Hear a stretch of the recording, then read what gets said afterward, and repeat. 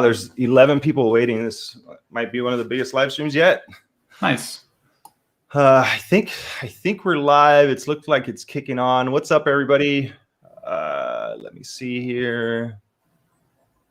Make sure everything's good. It looks like we're good. So real quick, I'll introduce Pablo. Pablo reached out to me recently after seeing my bootcamp video where I was kind of talking about boot camps and talking about things that I saw on Reddit. And he's currently attending and part of the Lambda Bootcamp project. And he wanted to come on here and tell me a bit of his experience, the good, the bad, everything that he's kind of been going through and what it's been like attending the Lambda Bootcamp coding school that they have and that a lot of people probably see. And if you've watched any videos on YouTube for boot camps and whatnot, you've probably gotten ads for it. I've seen people saying that they got ads for it on my video where I was kind of putting them on blast. So it's pretty funny, but I'm going to go ahead and let Pablo introduce himself real quick. And then just, we'll let him tell his story and sure. So my name is Pablo. I'm sure you got that already, but I, like a lot of developers, I was going through these videos all the time, like listening to you and listening to a lot of other people that are out that were self-taught. And most self-taught people aren't really ever like promoting a bootcamp. But for me, I knew I needed the accountability piece. So the experience I had with coding before was, I want to say maybe around 8th grade, I had like a T83 plus. And I was like trying to code a game in the back of the bus, like on the way home. You know what I'm saying? So I've always been interested in it, but I never really took it seriously. There are times that I dabble in HTML, CSS. And then, with the pandemic that hit, I just realized there's just no other time that you're not going to have a distraction, that you're going to be motivated. And so I looked around and I found Lambda. And Lambda, honestly, in the beginning was great. It was everything it described. It was so much accountability, which was my greatest piece. I don't know what's failing some of the other people, why they choose to stop. But for me, it was accountability. I never thought that the topics were hard. It's just life, distracts you. Life makes you want to stop. And Lambda was doing a great job with TLs and their support system to keep you going. And then, they did a 180. They completely changed their product on us. It was a 9-month course and they brought it down to a 6-month course. They took away TLs, team leads that you would see every single day that would be checking your code. So not only to see that you had done it, which is great, but to make sure that, you were doing it in an efficient manner, that you were doing things properly and not just hard coding the answers. And so they got rid of those and they brought on forced labor, basically. I had to start mentoring a student, and I got somebody else that was volunteered to mentor me. And then I also got put into what's called a track team, where we were supposed to talk about the build project for that month. But in reality, all it was is us helping lower students, again, get through some of the early struggle. So going from helping nobody and just focusing on myself and staying motivated, to having 2.5 hours of just trying to help these people set up their environments or explain what a function was in JavaScript. So at this time so I guess I got a couple questions, and that's what I was writing down. When they cut the time from 9 months to 6 months, did they change the price of it, or did they kind of prorated the amount or anything? They kind of just said, hey, now it's shorter and you still have to pay the same thing? No, they basically said now it's shorter and more efficient, so this is good for you. This is one of those situations that at first, when you have a good experience with something, you don't want to give up on that, right? It's almost like a brand loyalty. You buy a whole bunch of good products and then you buy a dud and you're I'll keep giving them a chance because I've had such a good experience. Yeah, they said, this is better for you. This mentorship is going to be better for you. All the things that we're coming up with are going to be better. Wow, that's really interesting. So at this point, when you were mentoring people, you were only like 2 months into the boot camp. You hadn't completed it yet, right? You were still just in the process of learning yourself. And then they kind of put it on you as like, oh, this is a learning experience for you to mentor people. Now, don't get me wrong. Like there's a lot of learning involved when you have to explain stuff for people. But at this point, I feel that it's almost like a bait and switch, because one, they should have people that should be doing this, that are being paid for by the money that you're contributing to by taking their curriculum and signing up for it. And two, if you've only, like, let's say you said you had a little bit of experience with coding already, but if you're someone who has zero experience and you go into a coding bootcamp and they start making you mentor people with 2 months of experience, you don't know anything at that point. And 2 months of coding, even with a good structure, I mean, there's people who graduate college and still don't feel very comfortable programming. So that just seems just bad. I mean, there's, I think, a lot of things that people originally brought to Lambda. Like, how are you not realizing that also, if you look at it from a structure standpoint, in the beginning, you always have the most amount of people, right? Let's say a class of 300. You already know naturally, no matter how great your program is, people are going to fall off. But those older senior people are supposed to be mentoring the younger. You only have 100 seniors to mentor 300 new students. So then you have people that have to mentor multiple people, right? And some people need more time. And it's when you're trying to learn, like you said, that's not a good environment. I don't want to be spending my energy like always reaching out and helping these people, you know? And yeah, you shouldn't have to, because you're paying for their program. You're paying them to do that for you, like to put that on you, and to then try to say like, oh no, this is so you can learn, not so that we can save money. Like, I'm gonna call it how it is. It just sounds like for whatever they were doing, they were either, they had an influx of people who signed up, and maybe there was just not enough paid support, and they needed to find a way of doing it, or they had people that were quitting, or whatever it may be. But at the end of the day, it shouldn't be on the students that are paying a bunch of money to be responsible to teach other people who are, like, you're there to get taught. So we jotted down a bunch of topics, and people that are asking questions right now,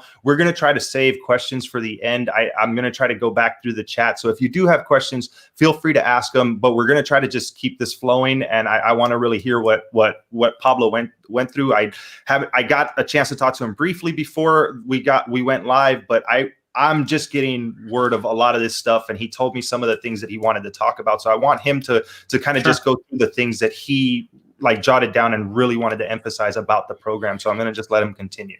Sure. So to me, I think there was kind of like a turning point, on that second month, right, when we were assigned mentees. I think everyone wants to give it a chance, right? I was, I don't know what to expect from this. I had a really good experience, like I said already. And the curriculum was great. The teachers were great up until this point. Everything was good. So I kind of had to trust him, even though I had a gut feeling, and a lot of people were already not super excited about this, because I was losing, to me, my TL, and he was amazing.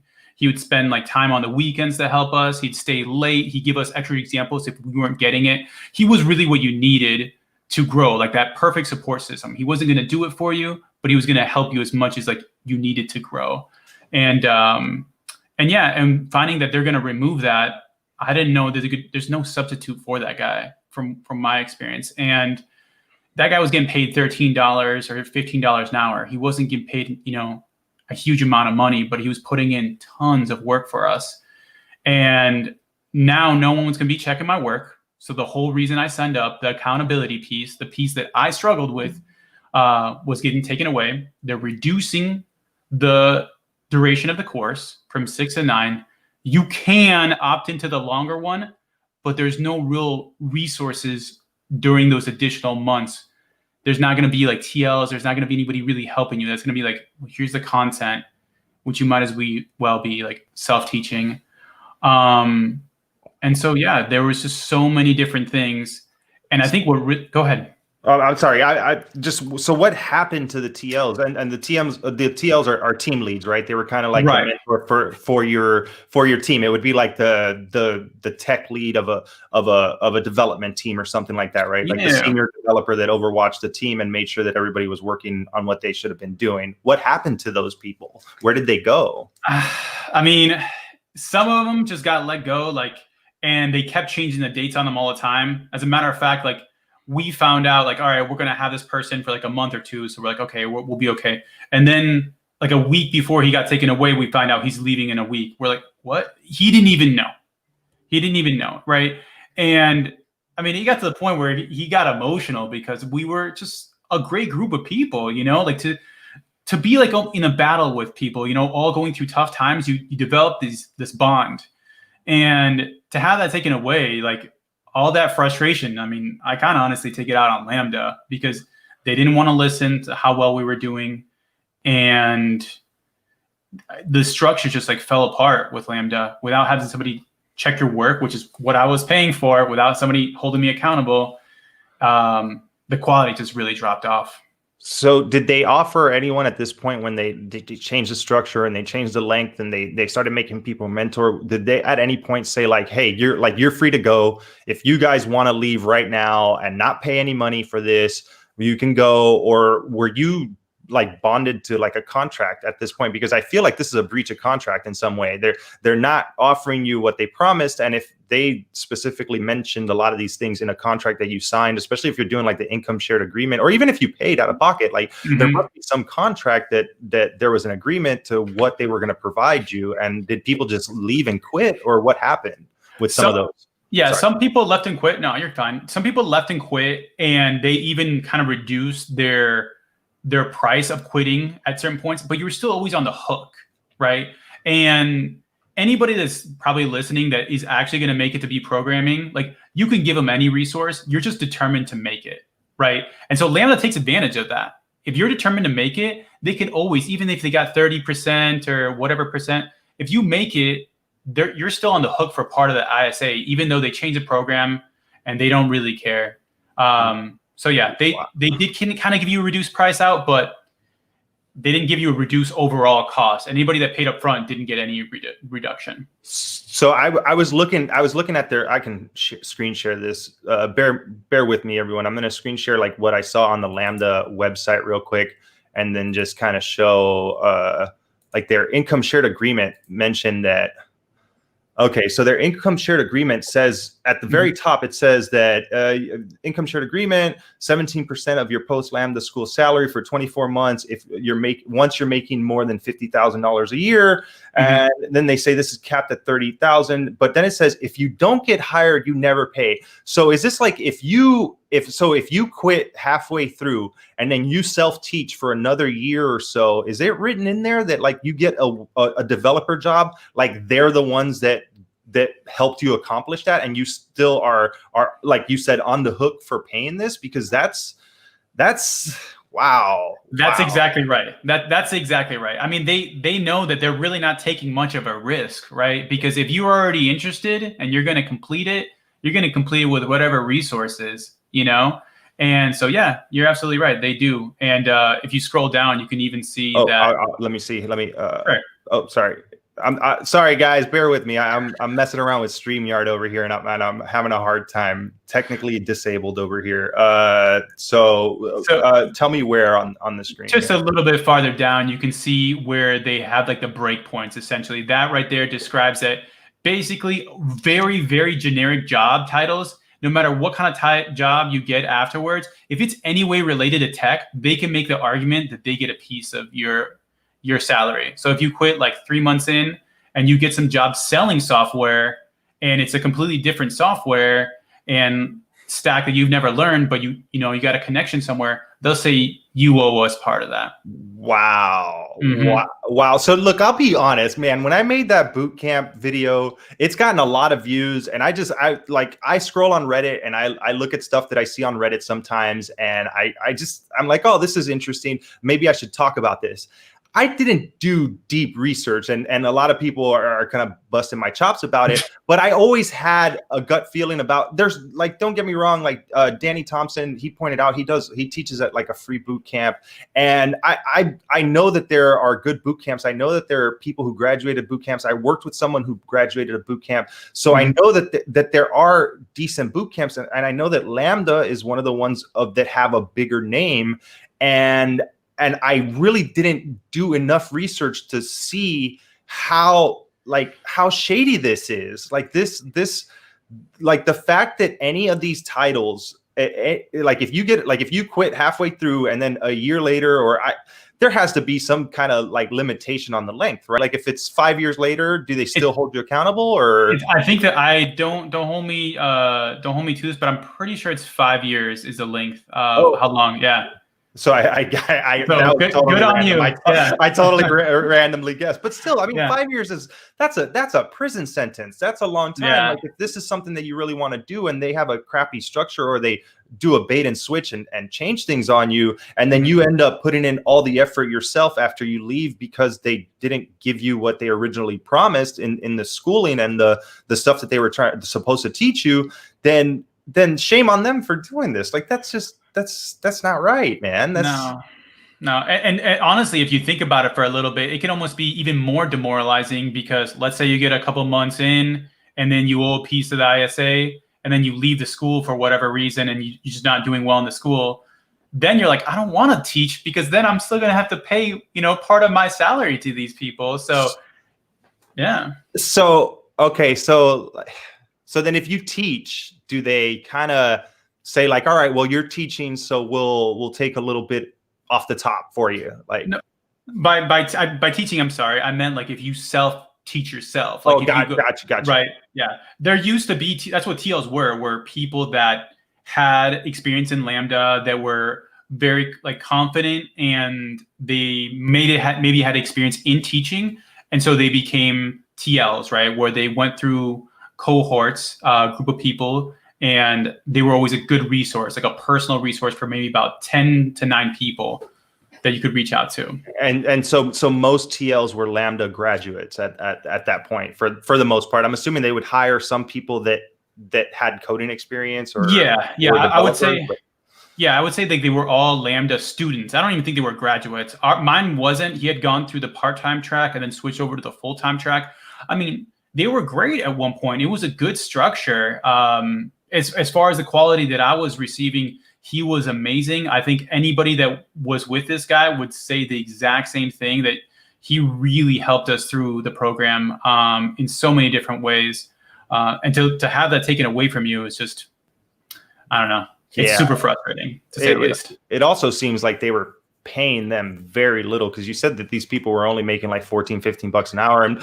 And by industry standards, I mean, I get it that they're a boot camp, but they're making a lot of money, so I'm not going to like give them that much slack. Like they obviously they're making a lot of money from what they're charging, and if you're teaching people software development, like software development is a high demand, highly paid skill. So if someone's being there as a teacher, you would expect that they would get more than like whatever $13-14 an hour, and it almost seems like they were kind of trying to hustle students in a way. And I don't know. It just, for me, all kind of red flags pop up when you tell me that. But, I mean, professors, they were people that had many years of development experience for the ones I encountered. Didn't make them great teachers, but all the time, but a lot of them were really good. But professors, one professor for like 200 or 150 students is not enough. And that's what the beauty of the TL was. Like, it was a good structure, similar to like a college structure.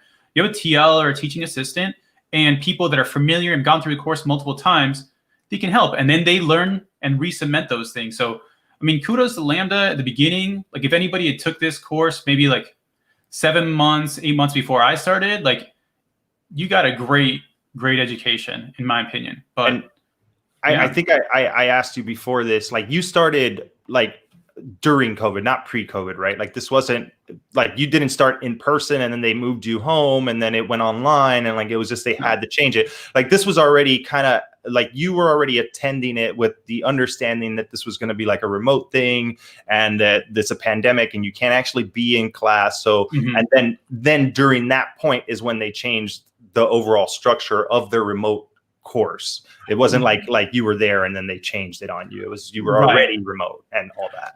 Right. Lambda has always been, I believe, a fully remote. Don't quote me on that either. Okay. But no, that's okay. I signed up wanting always remote. Obviously, in COVID, there was no other option. But I wanted remote even before it was a remote option. So yeah, they've been remote, but that's what they changed was the structure, the accountability, the time requirements, so many different things. But Yeah. Man, I'm wondering like what actually happened behind the scenes on their part.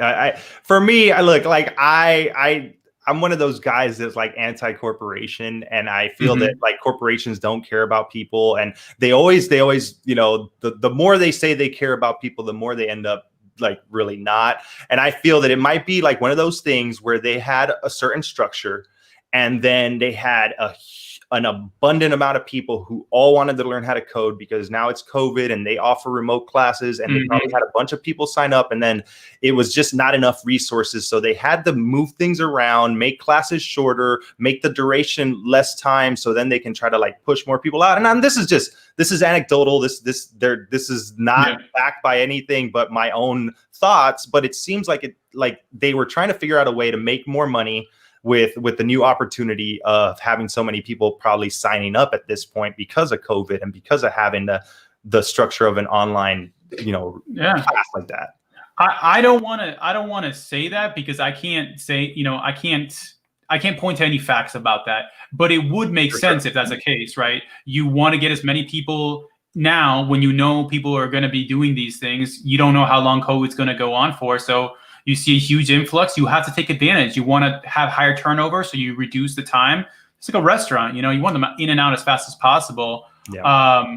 But I can't speak to why they did it. They never admitted to any of those things, and we did bring them up to that. Is this a cost thing? We'll pay more. I know a lot of students that were willing to be like, we'll pay more to keep this guy on, to keep our TL on, you know, like we'll do things to keep the structure. And they just were never willing to concede that they had issues, to the point where we had a Zoom call where we kind of like hacked our way in, and there was 50 of us talking to this I believe he's one of the directors, kind of designed the whole structure of the learning, named Caleb Hicks.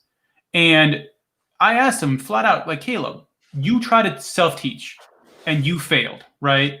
And he's like, yeah, I did. And I'm like, me too. You know, we're all here because we can't go down that route. You're turning it into that. You're taking it away. You're taking the accountability of piece away.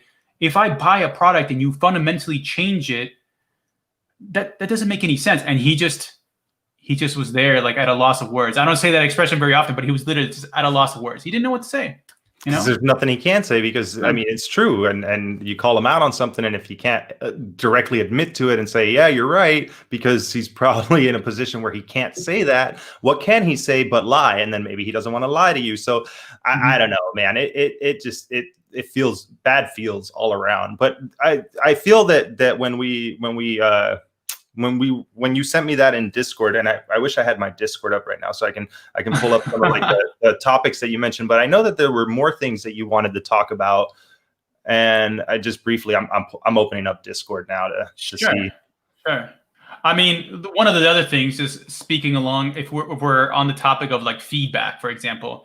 In the beginning, I really wanted to give them a chance to improve their program, right? I didn't want to give up on Lambda, and that's why I actually took it like as a negative thing that they reduced their price for quitting. I said, don't encourage us to leave earlier. You know, encourage us like, hey, if you finish the program, since we reduced it and we made all these changes, we're going to reduce your ISA.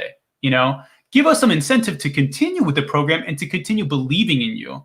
And that wasn't it at all. And there was like an uprising. There was like this temperature in the room that just started going up and up, to the point where negative comments about the changes started going up on the Slack channel, including a poll where an overwhelming amount, I'm talking out of like maybe 200 or 300 people that polled on this, said that the changes were negative, and then it got taken down.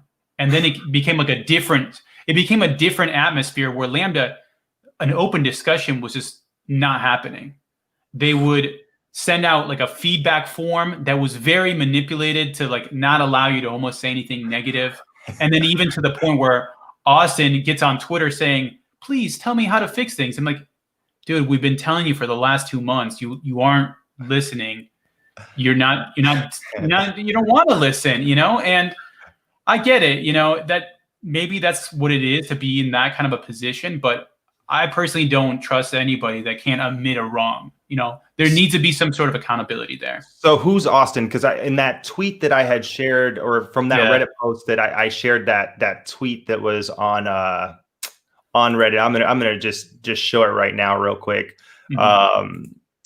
Let me share this other screen here. So it was this tweet that was a Reddit post, and that's when you originally like reached out to me, and it seems like they tag Austin in it. And let's see if everybody can see that. So it says, imagine paying $30,000 for a boot camp, and once you are locked in, they force you to be a mentor, remove your team leads and stand-ups with fellow classmates. You grade yourself and no more attendance. Welcome to Lambda School.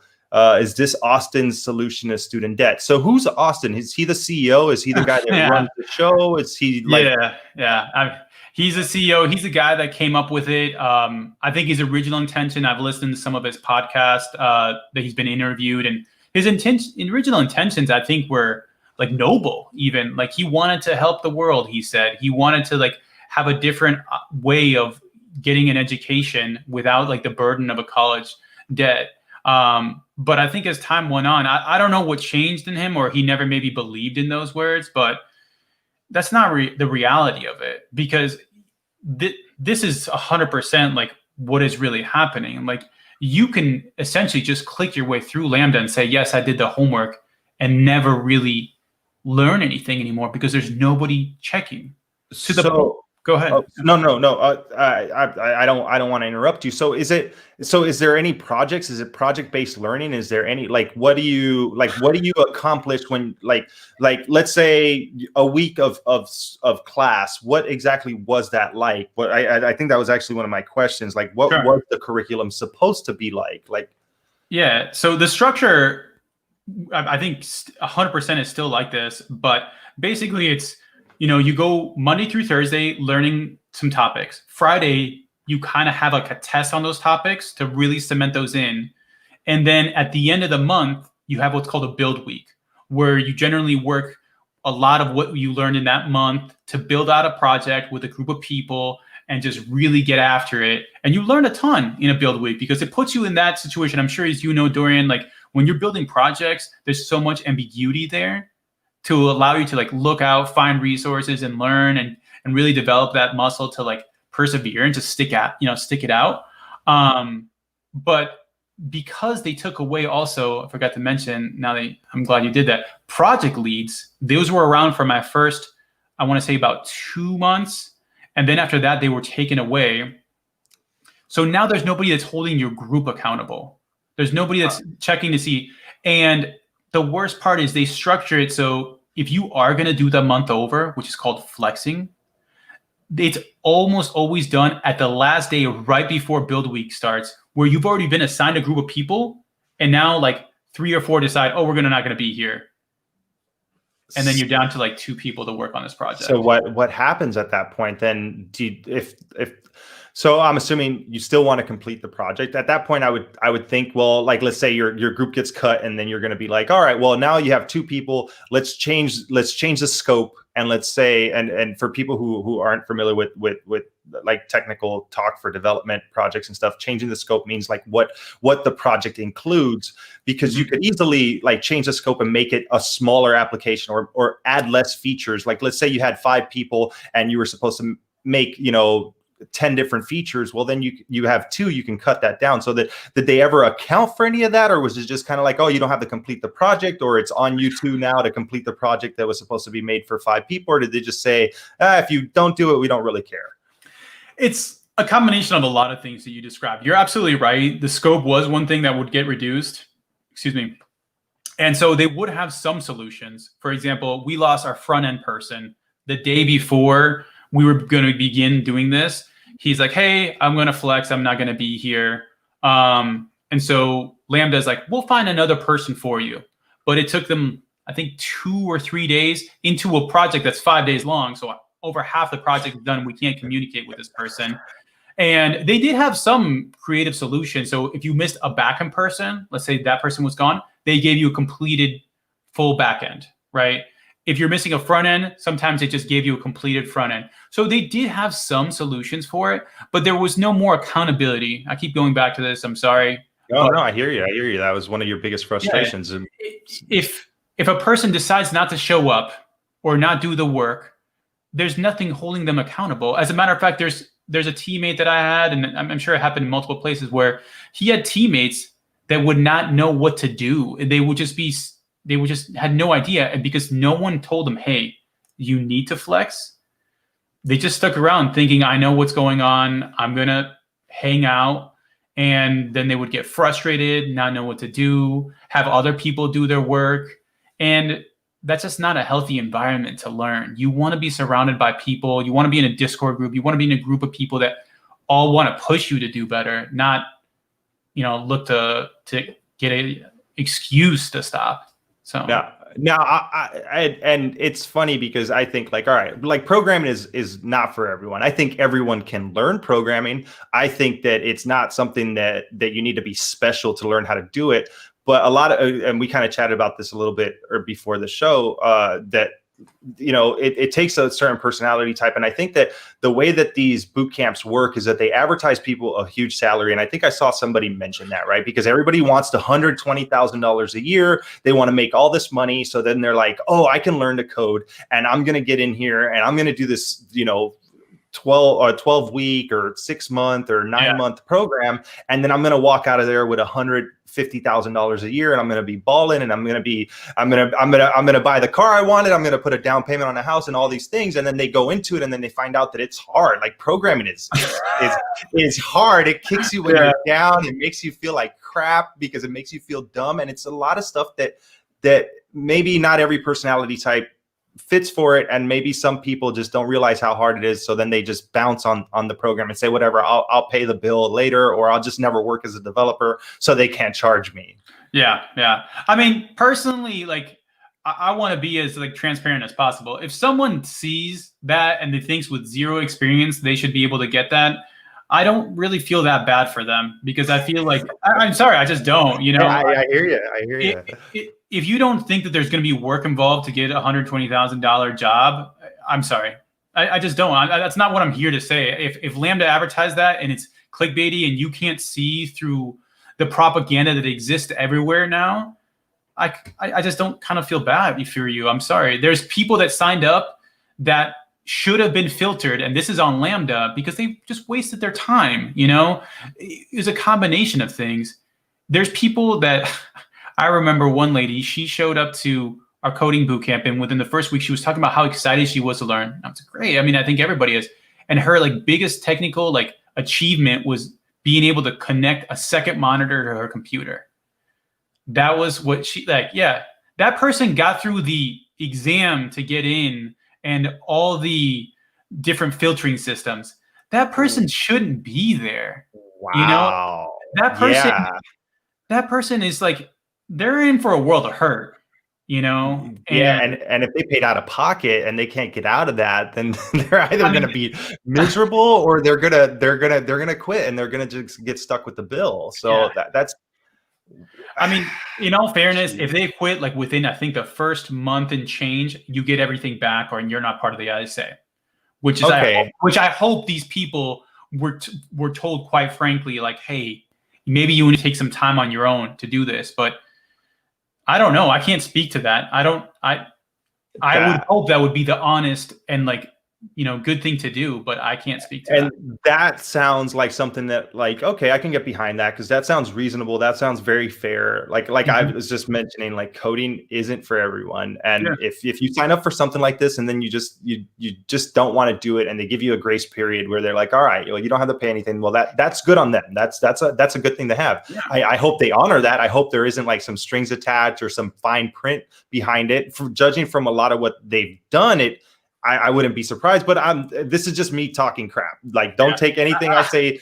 Like I said, I barely researched them. I just think that a lot of these boot camps, honestly, a lot of them smell like a big cash grab. A lot of them do, and I mentioned it earlier. I think some of them are legit. Some of them are good. Some of them are well structured.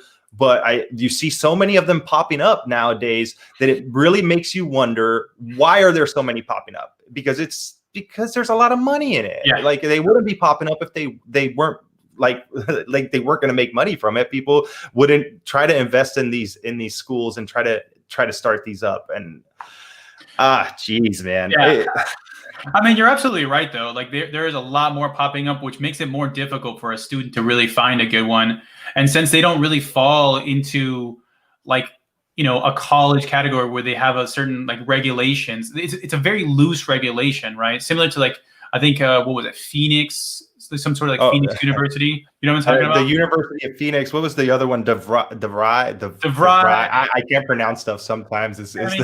Even Trump had a university, like there's all kinds. And I think they take advantage of the loose regulations, and why not? Like they're an entity, they're a business.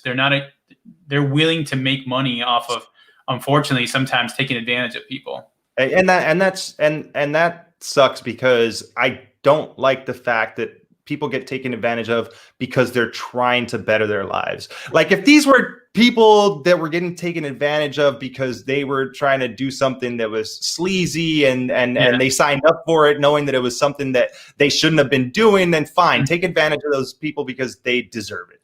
But if it's people who are like just honest people who want to get a better job, who want to make more money, because that's why people go into this, to try to get a job, right? Some people do it because they enjoy it, but I did it because I enjoyed it, and I thought it would be a good career. And I looked at different like tech careers that I could have done. And I went through like getting my A+ certification, and I started learning networking and security, and I didn't like that stuff. And then I found coding and I enjoyed that. So I decided to pursue that for a career. But the truth is I started doing it because I wanted to make more money and I wanted to get a good job. And I've always liked computers. I've always been the computer guy amongst my friends. But, it doesn't matter if you don't have that technical background. If you're signing up for a school because you believe that they're going to teach you those things, and it's their fault for not screening you properly and telling you, hey, you shouldn't be here, because then that just makes me think, well, that's even more suspicious that they're just letting anyone sign up. If you plugged in a second monitor to your computer, and that's your biggest technical accomplishment, and you get accepted into a coding boot camp that's supposed to be one of the bigger coding boot camps that's legitimate and well-renowned and talked about, at least from what you see on the internet and their ads and their ratings and reviews, then what are they doing if they're letting anyone in there? They're just trying to make money, right? I think that's already kind of assumed, but it seems like that's what it is. But to their defense, they're a business. They're trying to make. I have no problem with them trying to make money. Don't get me wrong. Like I think every business, like if they're providing a service, I have no problem with them making money. I'm not here to say they should, let everybody out for free or anything like that. But just be honest with what you're doing, and you're absolutely right. Like, I think it sounds a little bit more like sleazy and kind of fishy when so many people can get through and so many people are quitting. And also there's a lot of examples of where they're not really reporting their true numbers. And it's very deceiving to people. It's very deceiving. And if you didn't know, if you were, bombarded with tons of different schooling options and you picked Lambda because it was one of the bigger ones, this might be a big colossal mistake for you. I know there were people in here that had families that set a certain amount of money in a certain amount of time, and this is their one chance. They would have to save up a lot of money to do this again. And I don't know if Lambda really appreciates that. Like for me, I was lucky. I was very fortunate. Like COVID was a blessing in disguise for me. And maybe for some others, like that's why like coding has become so popular during this time. But I know for others that like, they maybe lost their job and they're literally investing all the money that they're making from unemployment this is their one thing. And they should be told the truth before they do it. Absolutely. It's wrong in all kinds of ways to take advantage of people like that. It's funny because I'm sorry, like I forget stuff and I can't remember if I talked to you about this before the show. I know I talked to you about it before the show. I don't know if we already mentioned it, but like when I was learning how to code self-taught, there was many times that I looked into boot camps. There was one in Vegas. There was that I actually went there for meetups, and they would host meetups, and I met some of the alumni.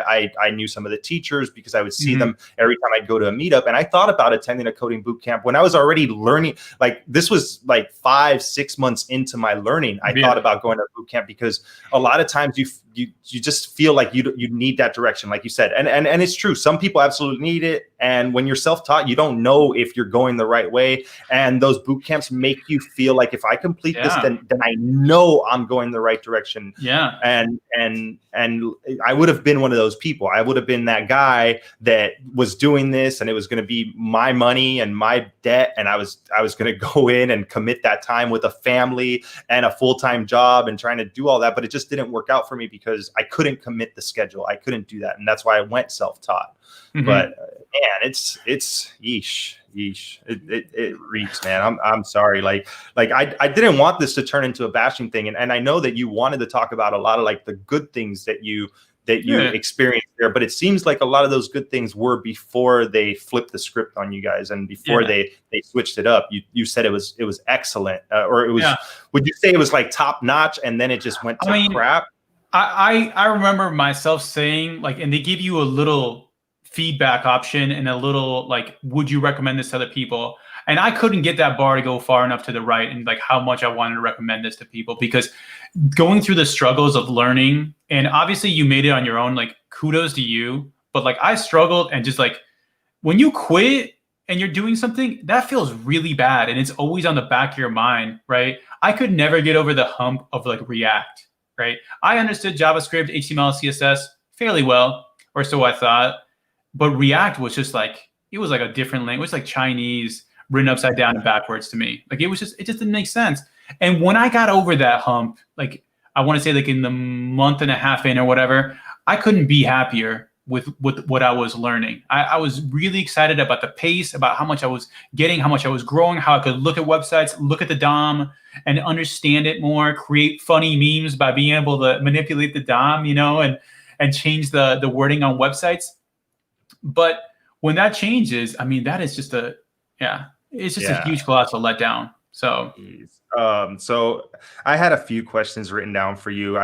You covered that you did have a little bit of coding experience early on, but it wasn't. Would you say like how long did you self-teach? Like how long did you self-teach? You said you did some HTML and CSS when you were younger, but did you actually dedicate like a block of time before going into Lambda School when you decided like, all right, I've been doing this for like whatever 3-4 months and I need a boot camp? Or was it just kind of on and off, and then one day you were like, that's it, it's COVID, I'm doing this right now? Or did you have like a good amount of self-teaching experience before you signed up for it? I would say I had like a fair to like less than fair amount of like self teaching. I definitely understood the concepts. I'd taken a computer science course. I knew some C++, but like until you make there's just such a big difference in between like knowing how to do a function and manipulate variables and then creating an application. Yeah. Right. And so I was definitely on that side where like I knew variables and I thought I understood a for loop and while loop and if statements and all that stuff. And I'd gotten like, I think like a perfect score in a college class like the year previous. And I was like, I'm good. Like little did I know. And that's where that saying, like, you don't know what you don't know. Yeah. And programming is definitely that. And so, yeah, I came in with a decent amount, but I think just like yourself, like I came in confident with computers and just very motivated because of COVID. And I was on the up and up very much in the beginning. Gotcha. So you would probably be considered one of the, I would say, for people who sign up to boot camps, right? You have absolute beginner, someone who's kind of dabbled with it, and someone who was on track. Like if you probably would have stuck with self-teaching, you probably could have learned a lot more, but you were probably at the top of the levels of people who went in there. I would assume. Would you say like you weren't someone who just hooked up a second monitor experience? No. I was hooking up the third monitor. That's what okay. Ultra wide, man. Ultra wide. No, I definitely felt confident, and I maybe a little overly confident, but I was helping other people in my cohort and my team for a long time. I enjoyed Code Wars, so the algorithm aspect in solving problems was definitely something that I enjoyed. And then there was people that knew less than me that eventually surpassed me that were in my cohort, that the things started sinking into them more. So I would say I was like above average when I came in, but I really think I should have been the average or lower. I think the standard was set way, way too low. I think what I came in with was an acceptable amount. Gotcha. Geez, let me see. So I'm just trying to read them in my head first before saying them out loud, because I know we've covered a lot of this stuff. So, okay, well, I guess, so you mentioned kind of like, you told me that you've been interviewing stuff. Would you say that the amount of the, like, doing the boot camp, like where you're at, or how much you've gotten through after the switch, not before the switch, but the stuff that you were being taught after they've changed it up? Because I'm assuming that that's how it is now. It's not how it was when you first started. I'm assuming that anyone that's thinking about attending this program might not get what you got in those first 2 months. They're probably going to get what you've experienced recently. Would you think that that would be enough to, like, get a job and get through the interviews that you've been going through and whatnot, the way that they're structuring it now?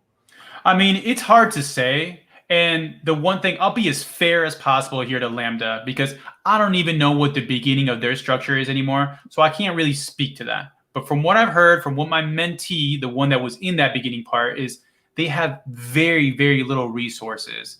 And I made it through, I think, because they pushed me over the hump just enough. They did just literally the bare minimum to get me over. And I had a great group of people. Like, community is so important to keeping you going.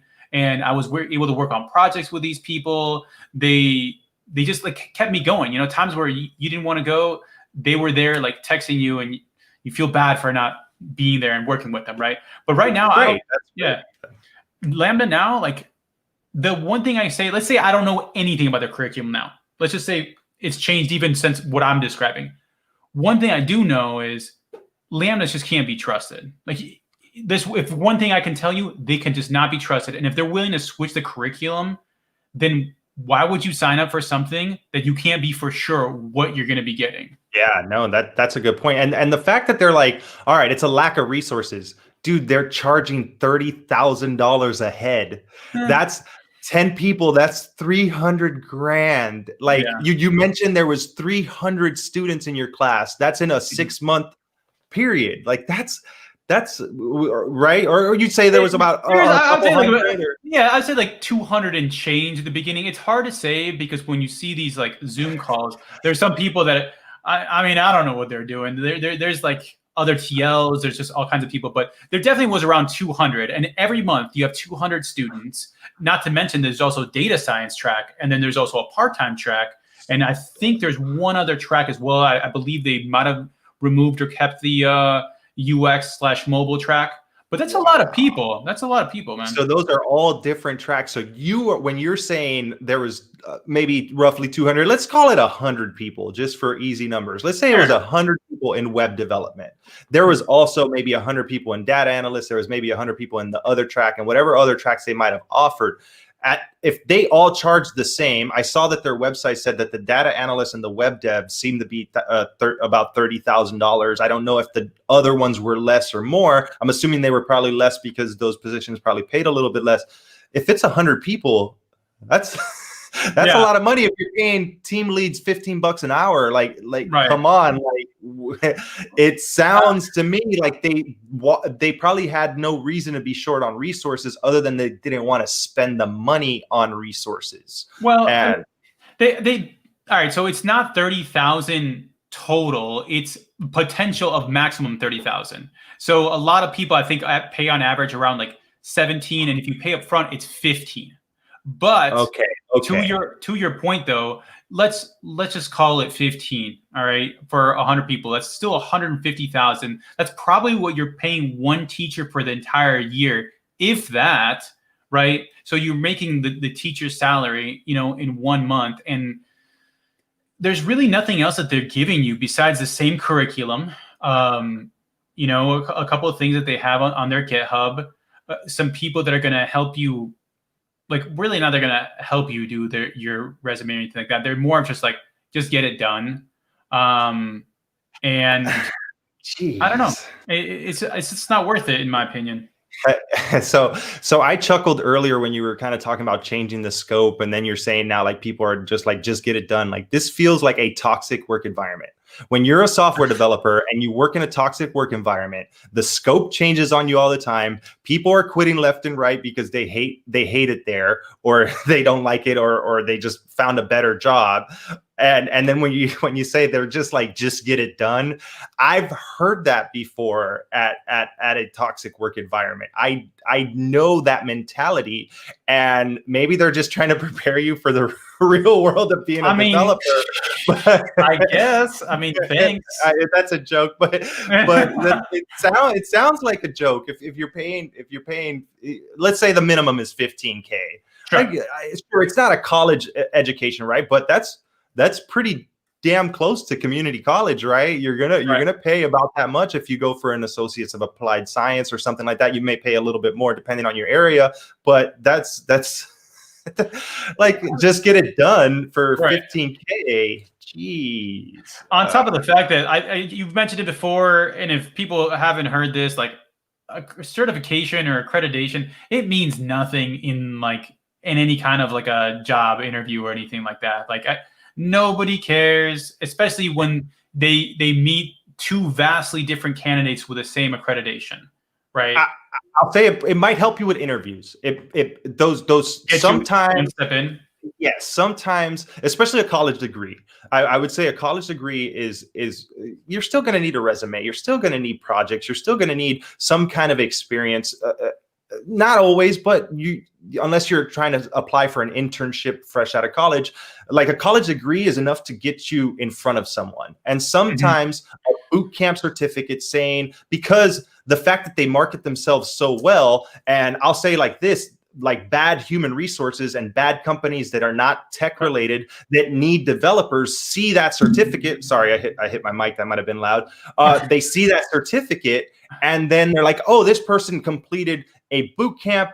They must be good enough for an interview. But then when you get in front of a group of developers or a hiring manager that has technical chops, and they start asking you questions, that certificate goes out the door if you don't know what to talk, if you don't know how to answer the questions, if you don't know the technology, the stack that they're hiring for, if you don't know how to respond to typical interview questions that are related to software development, and you don't know the answers, that certificate doesn't mean nothing. No matter what coding bootcamp it comes from, and even sometimes what college it comes from. If you can't answer what they're asking you, and if you're not qualified for the job because you don't have any experience building stuff. And yeah, I would still, I mean, you tell me, you're the developer here, but I would still probably hold any kind of accreditation that you get from a community college much higher than the varying degrees of quality from a coding bootcamp.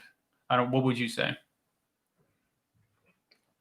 I would say yes. And maybe even more so if you have like an actual like a bachelor's from a community college, then obviously then it's a degree. But those applied science degrees, yes, I'm gonna say they're better than a boot camp just because it has a college's name on it for getting you in the door and talking to somebody. Right. But the same rules apply when it comes to interviewing. If you just don't know, you just don't know, and there's going to be people that. Why do you think college graduates get out of school and then they leak code grind for 6 months straight, and they work on their resumes and they build projects, and they do, like, I'm on Reddit all the time, and I CS career questions. If you're interested in becoming a developer, if that's something you're interested in, they have a bunch of good stuff there. And if you lurk on there and you see what people post, you'll see that people who are graduating college with a 4-year degree trying to get computer science related job as a developer or whatever it may be, these people work asses off to get that job. And while some people are able to intern right away, those are like a lucky few. And a lot of people have to dedicate a lot of time to learning data structures, algorithms, building stuff, building a portfolio, and making themselves hireable and to look good to a potential employer. The degree that they got just gets them, like, they kind of get to skip a step in a way, but they still have to go through all this test that the rest of us do when it comes to interviewing. Mm-hmm. Yeah, I mean, I would 100% agree. I mean, I was very fortunate to get looked at by a company or two, and Yeah, I don't know how much of that had to do. I didn't tell them that I had done Lambda. I just had a portfolio and, just asked to talk to them and then they talked to me. So So the one that you said that you, so I full disclosure, I don't know. Is it okay if I share like where you're at in the process of that job, like what you're sure. interviewing Yeah, for? sure. Go for it. Yeah, So, yeah. so you told me that you kind of got a take home project and you worked on that a bit for a job that you're interviewing for. Yeah. So and I'm kind of playing it down, but he put a lot of hard work into this project. You didn't even mention on your resume at all that you're attending Lambda or that like nothing you got like at all. No, I did have that attended Lambda, but I also do have 2 college degrees. So they're Gotcha, not gotcha. in computer science. They're not in any way related to the Okay, tech okay. world. I think what I got me in the door and what they let me know was the way that I responded to their email. They were kind of a company that didn't take themselves too seriously, and I wrote a funny kind of email back because I like that kind of culture. And so Nice. I think they appreciated it, saw my portfolio, and said, "All right, let's have a conversation." And then they destroyed me with their interview. Hey, how So long ago was this? I turned it in, I would say like 2 days ago. So Hey, we'll find out. Yeah. you might Hey. still be in the running, man. Trust me. Yeah. Sometimes, especially like when you're like self-taught or you're early in your career, hell, even now, like I've been doing this for 4 years and I Mhm. have a lot of doubt in my technical abilities. You don't play yourself down because I know like the first job that I got, I thought I bombed the interview. I thought I did terrible. They asked me a Yeah. whole bunch of questions. I had to do a little bit of live coding in front of them. And I remember one of the questions they asked me was like, how would you code a vending machine? Oh, I know. Yeah, yeah, And I never heard this question before, and I just kind of told them. And afterwards, when when I got hired, they were like, "Man, you were like one of the best candidates that we had." And I was like, "I was one of the best." I was like, "Damn, I should have asked for more money." yeah. Yeah, yeah. So you might still be in the running, man. Might Don't be too be. hard. I hope so. Yeah. Yeah, for sure. Especially like they actually gave you the chance. Like Mhm. that speaks a lot right there. So right now, after doing Lambda and going through your experience, would you still do a boot camp? Let's say if it was like the perfect boot camp and it didn't just crap out like Lambda did. Let's say there was a boot camp out there that wasn't a giant cash grab, which I think a lot of them are. No, don't get me wrong. There's probably some that Mhm. are good. Do your research. I don't know, but Um, I mean, it really depends. Obviously, you're saying a perfect one. I'm a little scarred. I have a little PTSD from this one, but no, I think absolutely. I don't think boot camps are bad. I think they're a great alternative.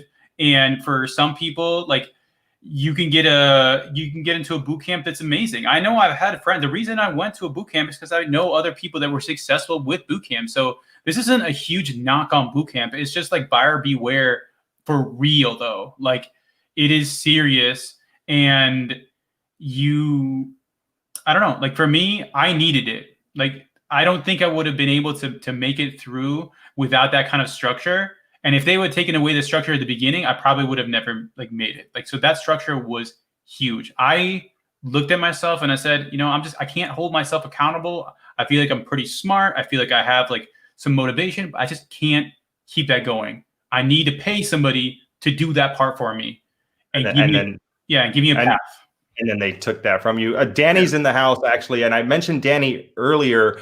And Danny runs or helps and teaches at a coding boot camp that's free where he's located at. And we were kind of chatting about it a little bit. And it runs off of government grants. And he was going to be doing one in Arkansas that was actually going to be paid for by Walmart or something along those lines. I hope I'm not saying too much that I shouldn't be saying, but just for people out there that are thinking about coding boot camps, I know that there's someone else in my Discord. I want to get his username so I can give him a shout out. His name's Brocktree in my Discord, is actually attending one in California that's also a free boot camp that's kind of run by government grants. And their prerequisite for him was to do like the whole responsive web design section of free code camp. Like they said, if he doesn't do that, then like they're not going to let him in. So that right there kind of tells me, oh, that's a good sign that they're vetting people and they're making sure that it's not they're not just letting anyone in the door. So I don't want to just talk badly about all boot camps. And although I kind of did that in my one video, like there are good boot camps out there, and there are people who are trying to help people. So really just look around before you sign up, especially for so much money and an income shared agreement. Like $50,000 is a lot of money. I like, that was pretty much what I got paid at my first job. If I had to give up 17%, I mean, let's round it off to 20 because it's pretty damn close to 20% of my income for 3 years. I don't think financially I could have taken that job. I would have had to work a second job because then I would have been working for $35,000 a year or whatever, and not 50. So just think about it, because it seems appealing to a lot of people because it's a lot of money, but at the end of the day, it's going to take a while to pay that off. And that's something that you got to consider too. Right. I mean, if you can motivate yourself, if money is a motivator, then just pay yourself that amount and just say, hey, at the end, I'm going to have this money for X, Y, and Z, whatever you want.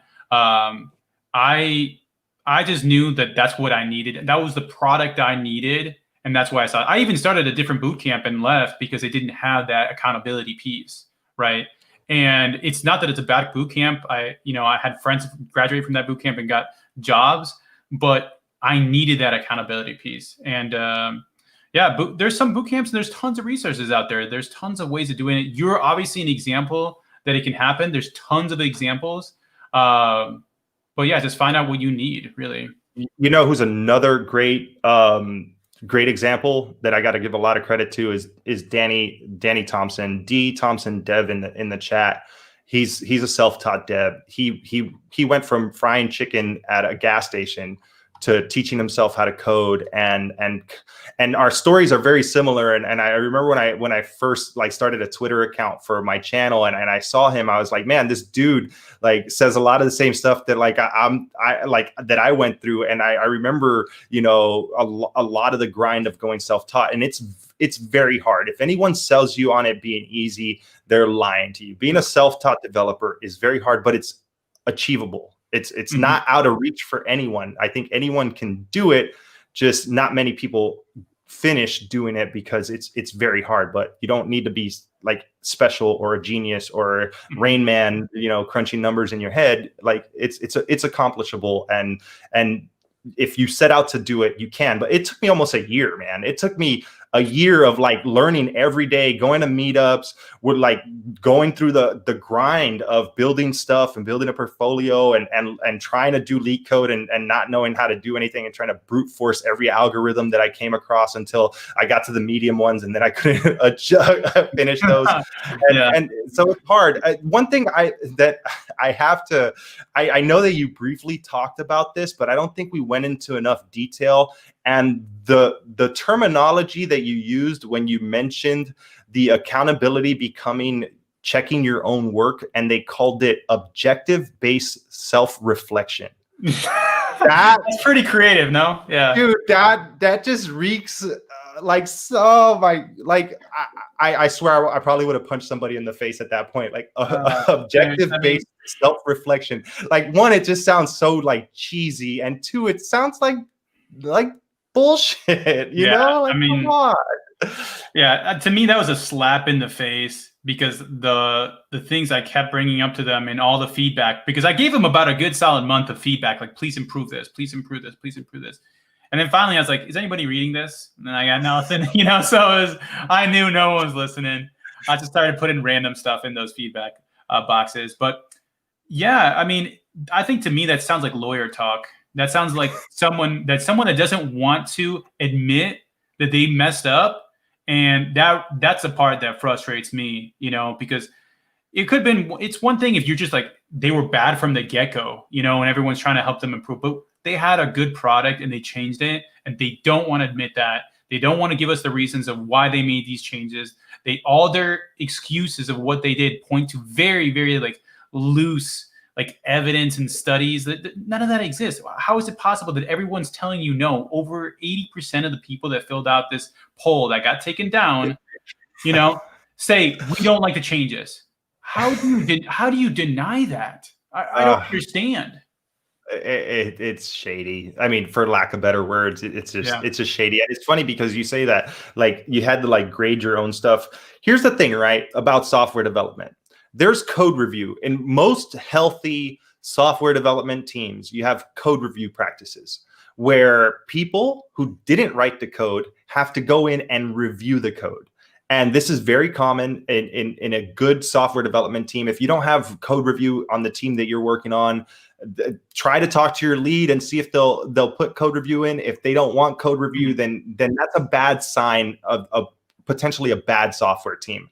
But the reason for that is because in development, you need that different set of eyes. A lot of the times you write something in a certain way that can either be optimized, that can be written a little bit better, that can be written a little bit faster, that can be written completely different because you did it wrong and you didn't catch something that could introduce a bug. And then it happens to me all the time when I put stuff in for code review, and then one of the more senior level people review my code and they're like, oh, you don't want to do it this way because this is going to affect this. And it's stuff that I didn't catch. And for them to have that kind of stuff in place early on and then remove it and say, you grade your own stuff, they basically took like your code review away. And that's terrible because you're never going to learn that way, or you're not going to learn well that way. Yeah, I don't understand that thought process. The way that my mentee says it's the blind leading the blind. They used to have a room where it was called like a help channel, for example, for our unit, and it would have multiple TLs, people that had gone through the program, and then a couple other brainiacs were in there, and you would get some help relatively quickly. I don't think I waited more than like 15 minutes. Mind you, this is after I spent like an hour or two on a problem. I jump in there and you get some help. Now there's no TLs in there, and you just go in and hope another person can help you. Like just appear, like another person. Yeah, that doesn't make any sense. What are you paying for? You're paying for like a glorified Discord channel with like some structure behind it, and one person giving you a lecture, And I think I mentioned that in my bootcamp video where I'm like, every programming language, like every major programming language has a Slack channel or a Discord server or some kind of forum or a GitHub page where you can ask questions, report bugs, or just get help with certain things that people love talking about code who are interested in this. Hell, like I created a Discord server for my YouTube channel, and there's a lot of people helping each other on there. The intention was never to be a community to help other developers. I just kind of wanted a place where people can hang out and talk, and I didn't even know why I created one, but it's kind of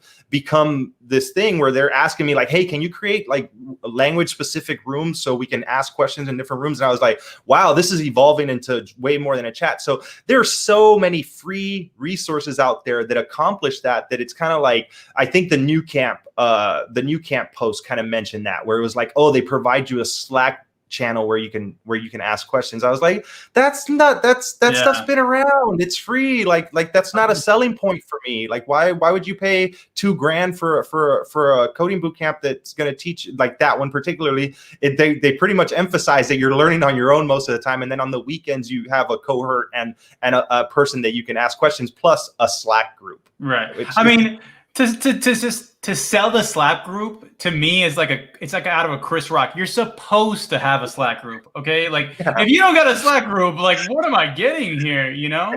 And you're absolutely right. There's so many Discord channels. That's where I've gotten a lot of my help too. Like I created a Discord channel for my cohort essentially after they dissolved mine, and I have some people there, and then I've joined others, including yours. And you'd be surprised if you're new to the coding and you're just starting to get out, or you're like kind of getting there, asking questions. I'm so surprised every single time I can ask questions like 1 a.m. and people are willing to spend like 3 or 4 hours helping me figure that out. And it's a community that like when it gets better, everybody grows and everybody actually gets something out of it. That's what the beauty kind of is. Like, you have a place like Stack Overflow, excuse me, and you ask a question, and then like 5 years later, people are still going back to that question and getting value from that. And it's great. And you know what? A lot of beginners, including myself, are intimidated to ask questions, especially on Stack Overflow. Like when I was learning how to code, that was 4 years ago. And there wasn't as like many open resources like Discord servers, and there wasn't as many Reddit groups that or subreddits that had a lot of activity. Back then it was pretty much Stack Overflow, and it was like a very intimidating place to ask questions. Yeah. And you're always worried that you're going to ask a question and they're going to be like, no, stupid, it's already been answered over here, or that's, that's not a good question to ask. But the truth is that many people are really helpful, especially in these Discord servers. And just to give a quick shout out, to give credit where credit is due, I have to give a shout out to Krayboff, who he's on my Discord all the time. I made him a moderator just because he is constantly helping people. He is one of those people that you described that just loves to help people, loves to try to figure out the problem. He's currently looking for a job right now. He went to App Academy way back years ago when it was in person, and he said a lot of good things about App Academy, but App Academy is another one of those that I've heard has changed a lot now since they're remote, and now they're kind of doing a lot of the same things that you're hearing Lambda do and all these other ones do. So again, this is me just talking from what I've heard through the grapevine. So take it with a grain of salt and do your own research. But I mean, if a lot of people are saying something stinks, it probably stinks. But Krayboff, big shout out to him. I kind of want to, if you don't have anything else that you want to say, should we open it up for some questions from the viewers and see what some people, if they want to ask? I'm going to go through the chat to see if there's any that we missed, because I honestly haven't been looking at the chat because I really wanted to just talk to Pablo and just kind of, see what he had to say. But now I'm going to look in the chat and see what other people were asking. So just give me a second to see if, so one person early on, and I don't know if they're still viewing, they said, can you opt out of having a mentor? Now, I just think, well, if you're paying for it, why would you opt out of that? Is that something that they offered? You couldn't. For example, I got at one point, I had 2 mentees, and I just had to give them a firm no. I don't want a second mentee, but they will try very hard to make you be a mentor. You have to be a mentor. From my understanding, I don't think anybody got away with not being a mentor. And as far as not having a mentor, I mean, you can just tell your mentor, hey, I don't want to meet. But there was tasks you were supposed to do. I never turned them in. They never check. But the side goal of a mentor was also to improve your interpersonal skills. So I have experience in the finance world, and I was a bartender before that. So I can talk. I also lived in Vegas and bartended in Vegas. So cool. I got no problem with that. But long story short, you kind of could, but you definitely had to be a mentor. I don't think there was any way around that. And I think I misread that question originally. I think I read it as, can you opt out of having a mentor? He actually asked, can you opt out of having to mentor? And they made it required. That's, oh man. I honestly, I hope they get sued. It's just, I don't know. I'm sure people talked about it. I don't know. I'm just making stuff up right now, and I'm not putting you on the spot, but this just sounds like it's just bad business. It's just bad business. Let me see. After removing, so this person, Ben, was actually kind of talking about, and he said plenty of his peers didn't meet their mentee.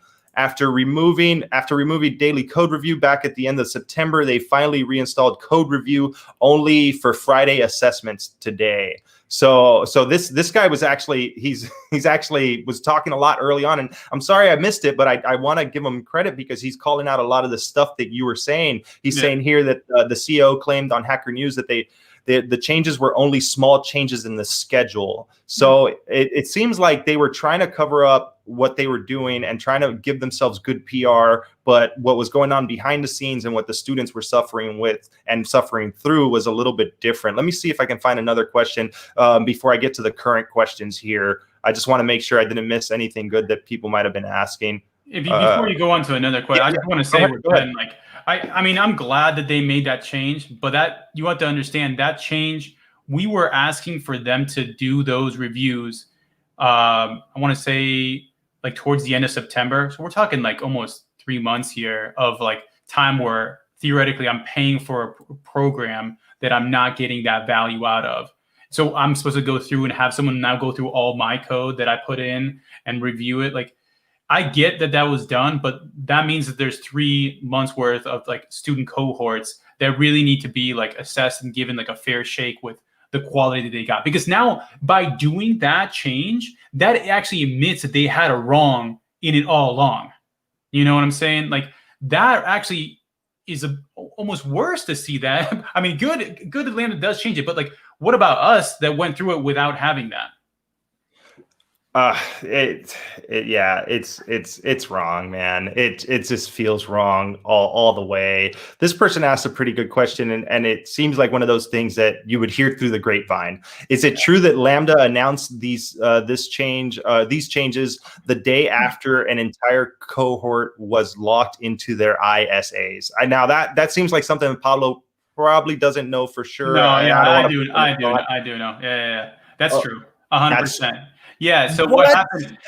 So what happened there is right. The worst part about it is they got you in the honeymoon phase where you were still excited about Lambda. So you were given this like small window of like, you can get out for free. You can get out for free. It's still there. The door's there. But just know that like after this, everything's kind of changed. And it was a very small window where you could make any kind of change, almost to like he was saying, the changes were made the entire cohort and we were locked in. So I feel like they kind of gave us an option a little bit later to change that because so many people, got upset.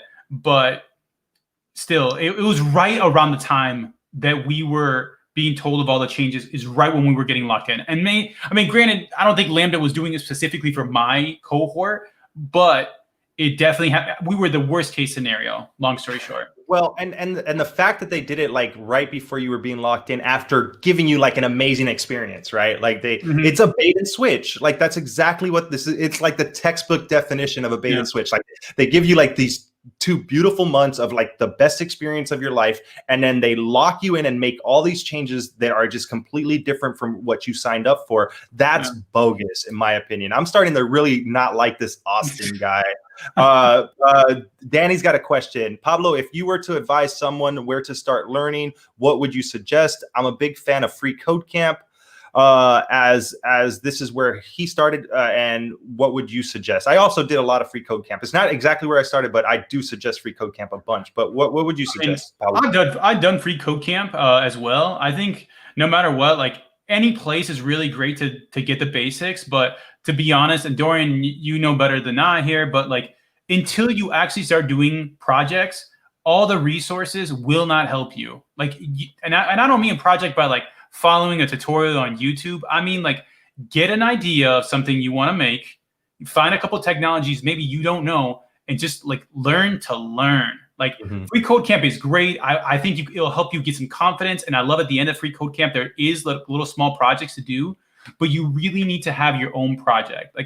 And the beauty is the project in a way is kind of building it really is building your portfolio. Yep. But you need to do a project. If you don't do projects, don't bother. Like I don't think there's any way you could get looked at, especially if you're self-taught.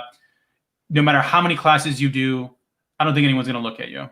I totally agree. And I think those early projects because like one thing for me was I didn't have ideas for projects. Like I still struggle with ideas. Like now I have the skills and I can't come up with a good startup idea to save my life. Yeah. But like those small projects that Free Code Camp has you do really builds you up for that big project when it strikes and you're like, this is what I want to build. And then you've gone through the responsive web design section, and then you've gone through the JavaScript framework section, and you know how to use all those things, and you've built those generic weather applications and quote generators and all the things that they have you build. And then now you're like, okay, now I can put all the stuff that I've practiced building these smaller projects. Now I can put this into real use and build my own thing. And building your own stuff, that's also going to be a lot better of a talking point for interviews than building like, the random stuff that you find for like beginner projects that like Free Code Camp has. Although honestly, those projects really helped me land my job. I can't down talk those projects, but building those bigger projects that you do all on your own, that are your idea, and you implement all the different things in there, and you can actually have a conversation with another developer while you're interviewing about that's gold for you if you're a self-taught developer or interviewing. So one other point I would say is to Thompson, because I know you were asking about resources. Find developers, like especially like junior devs that just got hired. Look at the projects they made and see like what is it going to take for you to get that project, because you obviously know now that's a bona fide project that like you do this project, that person just got hired with that project. So it's kind of like a cheat code. If you can build that project, then they're going to look at you.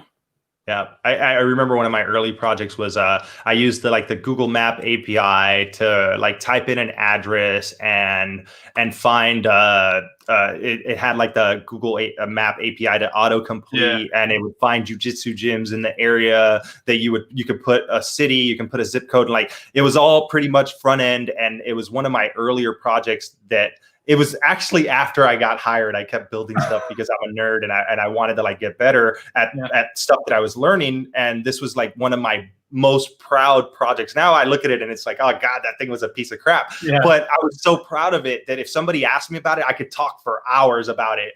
And I think that really makes you stand out when you have those kind of projects. And it wasn't much, but it was a lot for me at the time.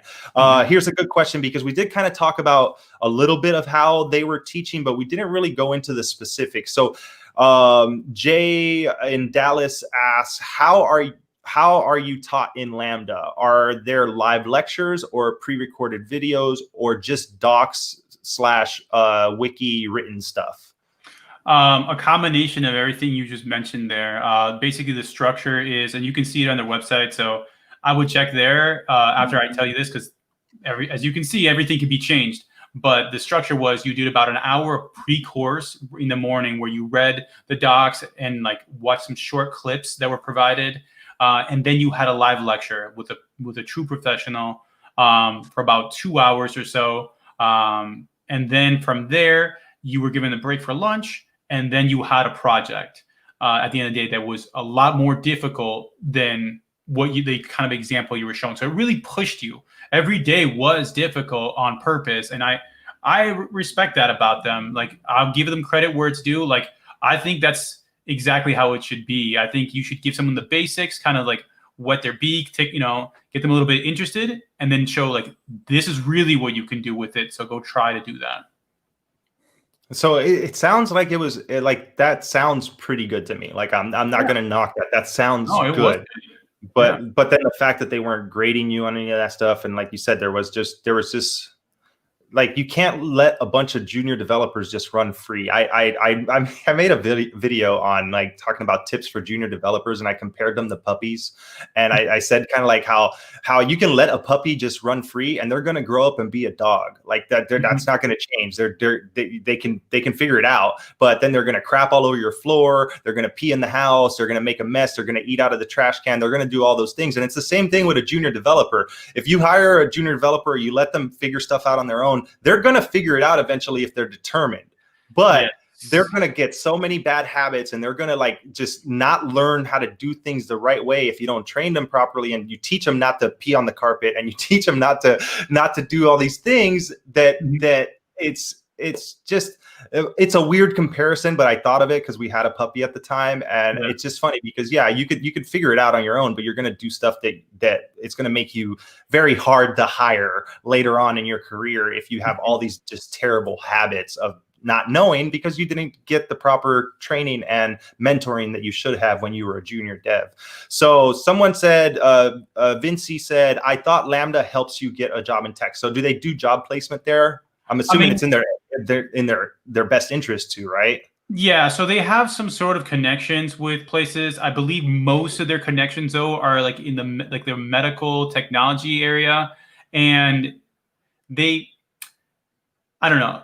I can't really speak too much to that. I know that they have gotten people jobs, but they're not gonna just take your resume and start putting it out there for you. They're not gonna do any of the heavy lifting in terms of like getting you a job in tech. Okay. Like, they have a decent department from my understanding when it comes to like setting you up, like your resume and preparing you for like interviews and things of that nature.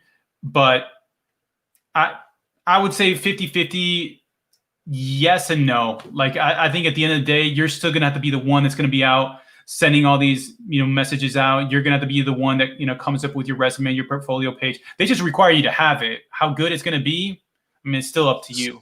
So I'm going to play devil's advocate here because I've already been kind of just Okay. playing that role here. But here's what I'm thinking, right? If they had a big part in playing, like if they had a big role in you getting hired, I would be very worried because in their fine print, it says that you just have to make $50,000 to start paying them back. Mm-hmm. So what's preventing them from partnering up with companies that are willing to hire? Now, don't get me wrong. 50 grand is really good money after learning for 6 months and getting placed. Like I would be very happy making that. I would be probably a little bit happier making like 60. But look, if you have college degrees and that actually helps you be able to, fight for a little bit more salary in the grand scheme of things. But if you're like me, like I had no education and 50 grand was a lot. But the truth is, if you're good and you've been building a lot of projects, you could get more. And depending on your area, like if you're in California and you're getting 50 grand in like, the Bay Area, dude, you're poor. You're gonna be in the welfare line getting food stamps because you're not gonna be able to eat with 50 grand a year. So then I'm playing devil's advocate they have an advantage of placing you anywhere in order to get you paid so they can start getting paid. So I would be like, I wouldn't want them to place me. I'd rather that be on my own because then I can go out and try to get jobs that pay a little bit more or have a little more control of who's hiring me. If they're just kind of dumping you into the first job that pays you the bare minimum to get you hired and get you to start paying their ISA back, then I would be like, oh, I don't know if I want that. But again, I'm just playing devil's advocate here. That's a great point. I definitely thought about it. I was like, if I get a 50, I have to turn it down. That's not even a livable wage in a lot of the places that I'm going to be living at, to be honest with you, when you factor in the 17% that they take. So yeah, that's less than I was making before. And what would be the point if I didn't get more? So yeah, I wouldn't take it. And I would not want them to put me in a job that's just going to give me that bare 50 as well. Yeah. And I'm sorry if I'm not making the eye contact. I'm just trying to read some of the questions. I see that there's a few, and I'm hoping that I'm not skipping anyone. I'm trying my best here. This is like the biggest live stream I've had. I've never had almost 100 concurrent viewers right now. Oh, wow. So it's kind of big for my channel. So can you talk a little bit about the changes to the curriculum in regards to the computer science unit? Is it true students need to pass a CodeSignal? What is that? Is that a certification? CodeSignal is like a company that has like exams for coding. Is that so? Are they saying like you had to pass that to get in, or is this like something to get out? Like how does that work? So this was a Band-Aid. So this is one of their initial Band-Aids that they had to counter the accountability piece. So what they recognize is computer science used to be, if I'm not mistaken, at I want to say the beginning of the last like 3 months or so of Lambda, and then you would do labs afterwards, or maybe it's flipped around. But long story short, they used to be all together, right? But in here, they recognize we're going to give you a small bit of computer science just so you can be dangerous enough to pass the interview questions, and then that's it. Like it really was just one guy with his head down teaching like this. Here's a linked list. Here's how to traverse a tree. No real understanding of like why. Like you just memorize how to figure the problem out, right? And there was a point where students were required to pass this, what's called the GCA from CodeSignal, and it's supposed to essentially say that you're fit to be a programmer, like on a junior level, if you get a score of 650. And so Lambda, I don't know if they partnered with them or how they came about this, but they basically required you to take this. And if you didn't score 650, which means answering one question right out of the 4, they were very, very difficult though, you automatically had to flex and do the whole computer science unit over. And there's so many examples of people that they're great programmers. They're amazing programmers, and they got very like demotivated by just one test, which, as you know, I mean, I'm sure there's companies that don't even really quiz you on that level. It's not always going to be like that. And so people would drop out because of that. I know a guy that had to go to the hospital And so when he came back, he wasn't ready. He had his, Oh, it was not really. It wasn't because he was testing for this. No. It's not that bad. Geez, how hard is this test? No, the test isn't that bad. It's close, but this is more of an urgent care after the test. But no, he came out of the emergency room. He had some issues, some family issues, and so he communicated to them like that. This is tough for him because you're also required to have a camera on to see that you're not cheating and doing anything. They said, sorry, that's tough. You have to do this.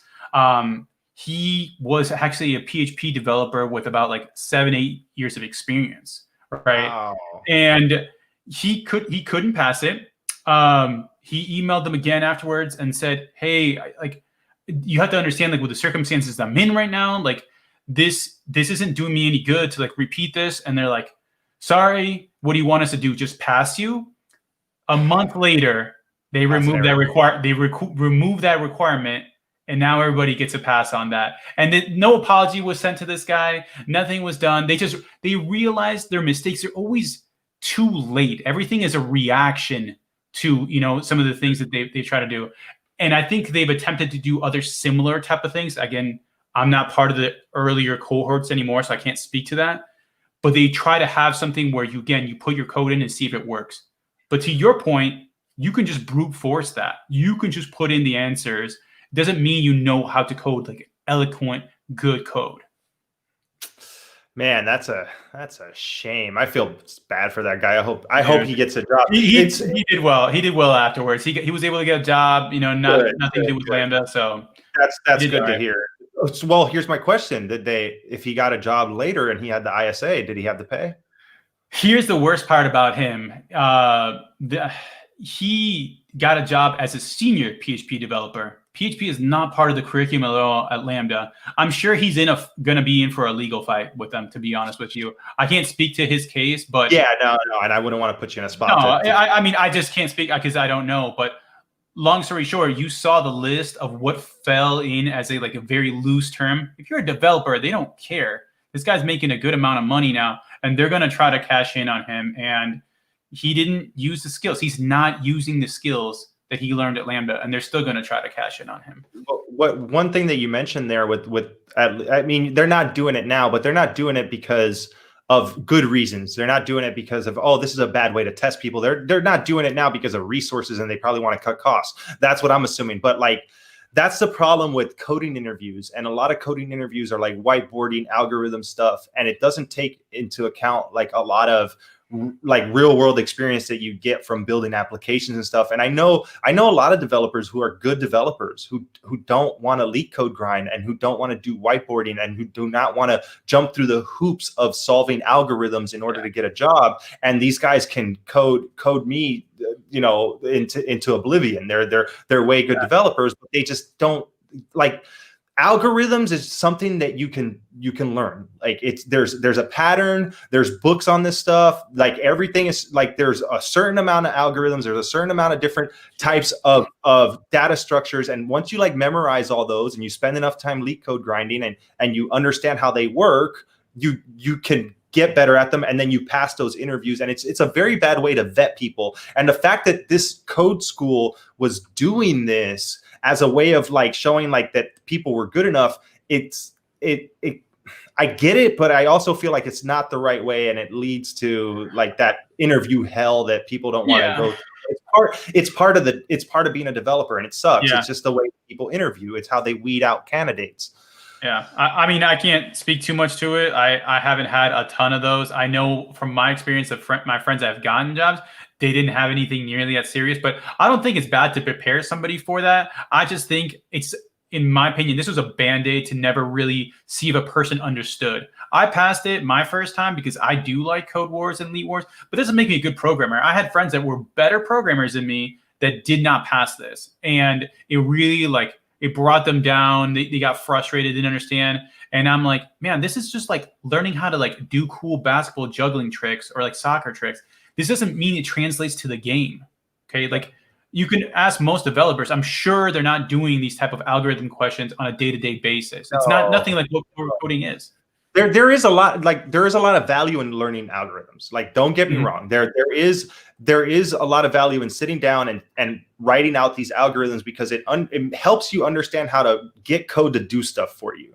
Like, I think that's one of the most valuable benefits that you get from doing algorithms. But at the end of the day, like you said, you're not doing this stuff on a regular basis. You're not inverting a binary tree or whatever. Like, you're not doing this, especially in web development. Like, you're not, like, understanding a bit of big O notation and kind of how those time complexity and all that stuff works. Like, that's good to know. But you're not going to be using those algorithms every single day. And the fact that that's how they were testing people at this boot camp, and I think it's a bad way to test people at job interviews. It's kind of like you said, it's like a cheap cop out for them to say, like, oh, you know, you can pass an algorithm, so you're a good developer. But then that's a lot that's wrong with the industry in itself. And it's a whole nother video to discuss why interviews are broken. But and I'm sure there's a lot of videos like that out there. I also want to give a quick shout out to Jordan, the computer scientist. He has a cool channel that you guys should check out. He's a moderator on my channel. I just promoted him to it. I don't think he knows it yet. He might have seen it, but he's got a cool channel. He's going through computer science right now. He's a younger guy by my standards, because I'm an old man at 36 years old now. But he's going through it, and he's grinding it out, and he's also documenting a lot of what he's learning. He's documenting a lot of his math and all the things that he's going through. Have you thought about creating a YouTube channel or anything like that? Are you asking? Oh, you're asking me. Yeah. The only other person here. You know, originally I actually started with the idea of documenting my time through Lambda. Like, I have a lot of documents where I was writing in like what I basically gathered from that week. And maybe it's something I might do. I definitely like to give back. I'm definitely on like Discord forums and whatnot, trying to help people. Nice. And I actually like currently tutor as well. Cool. But I like, as far as like a channel, I don't know if that's like the best like way for me to like give out the content.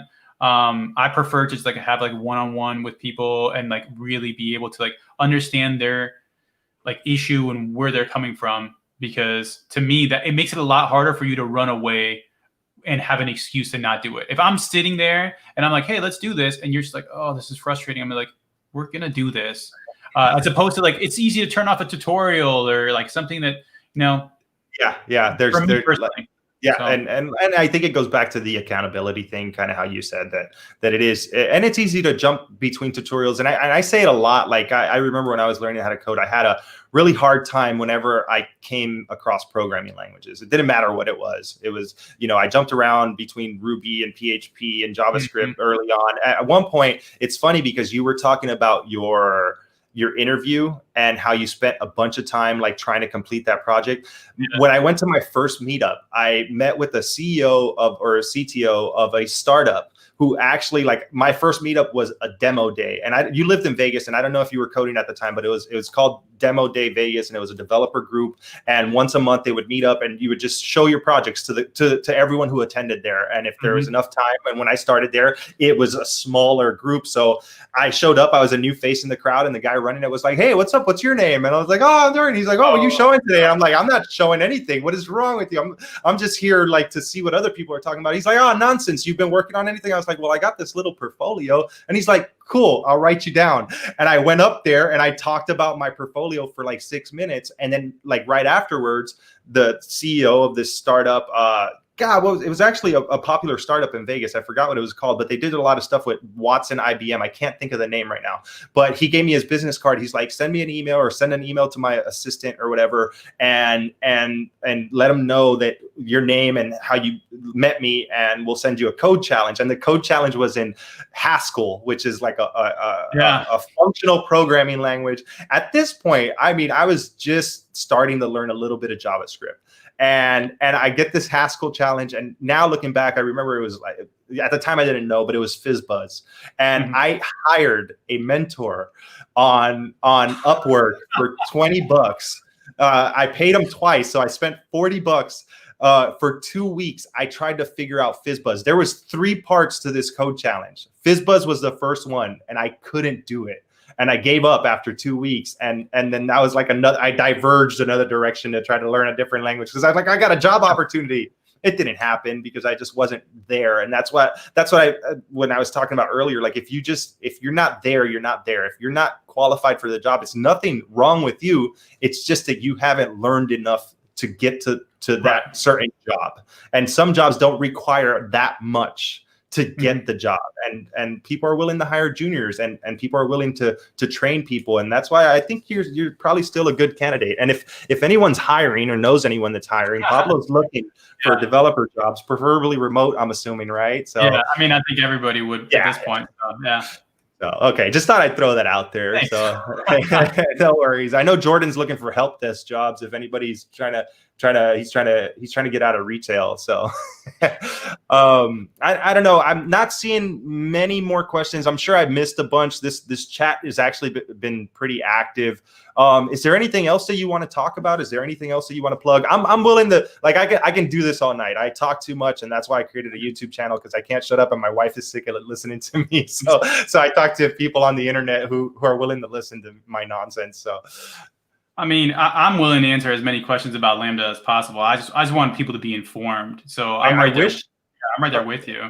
I wish I was more prepared, but anyone that's watching, and there's going to be a delay, so we got to give it a couple minutes for people to type, and it usually takes like 30 seconds for what we say for them to hear. But well, somebody said all night. It's 4:40 where they're at. I'm like, well, maybe not all night, but. Here, I think we got a question. Let's see. This is a long one. All right. Steven is asking, when Lambda made these changes, they doubled the instructors to make up for the loss of the TLs. What was your experience with these new instructors? Did you feel that they improved the experience at all? Oh yeah, I totally forgot to mention that. Well, thanks, Steven. I guess to me, like, all right, so that's what one of their selling points was about this. Like, we're going to help. We're going to double the amount of instructors. But instructors are only there for like a limited amount of time, like I was mentioning before. And I think what the worst part about this, again, which was a reactive move on their part to like try to make up for the fact that they were moving resources to compensate with other ones, is these new instructors weren't vetted out. These new instructors were developers, but they weren't necessarily like teachers. Like the one that I had, great guy, loved him, talked about the MBA with him, terrible teacher.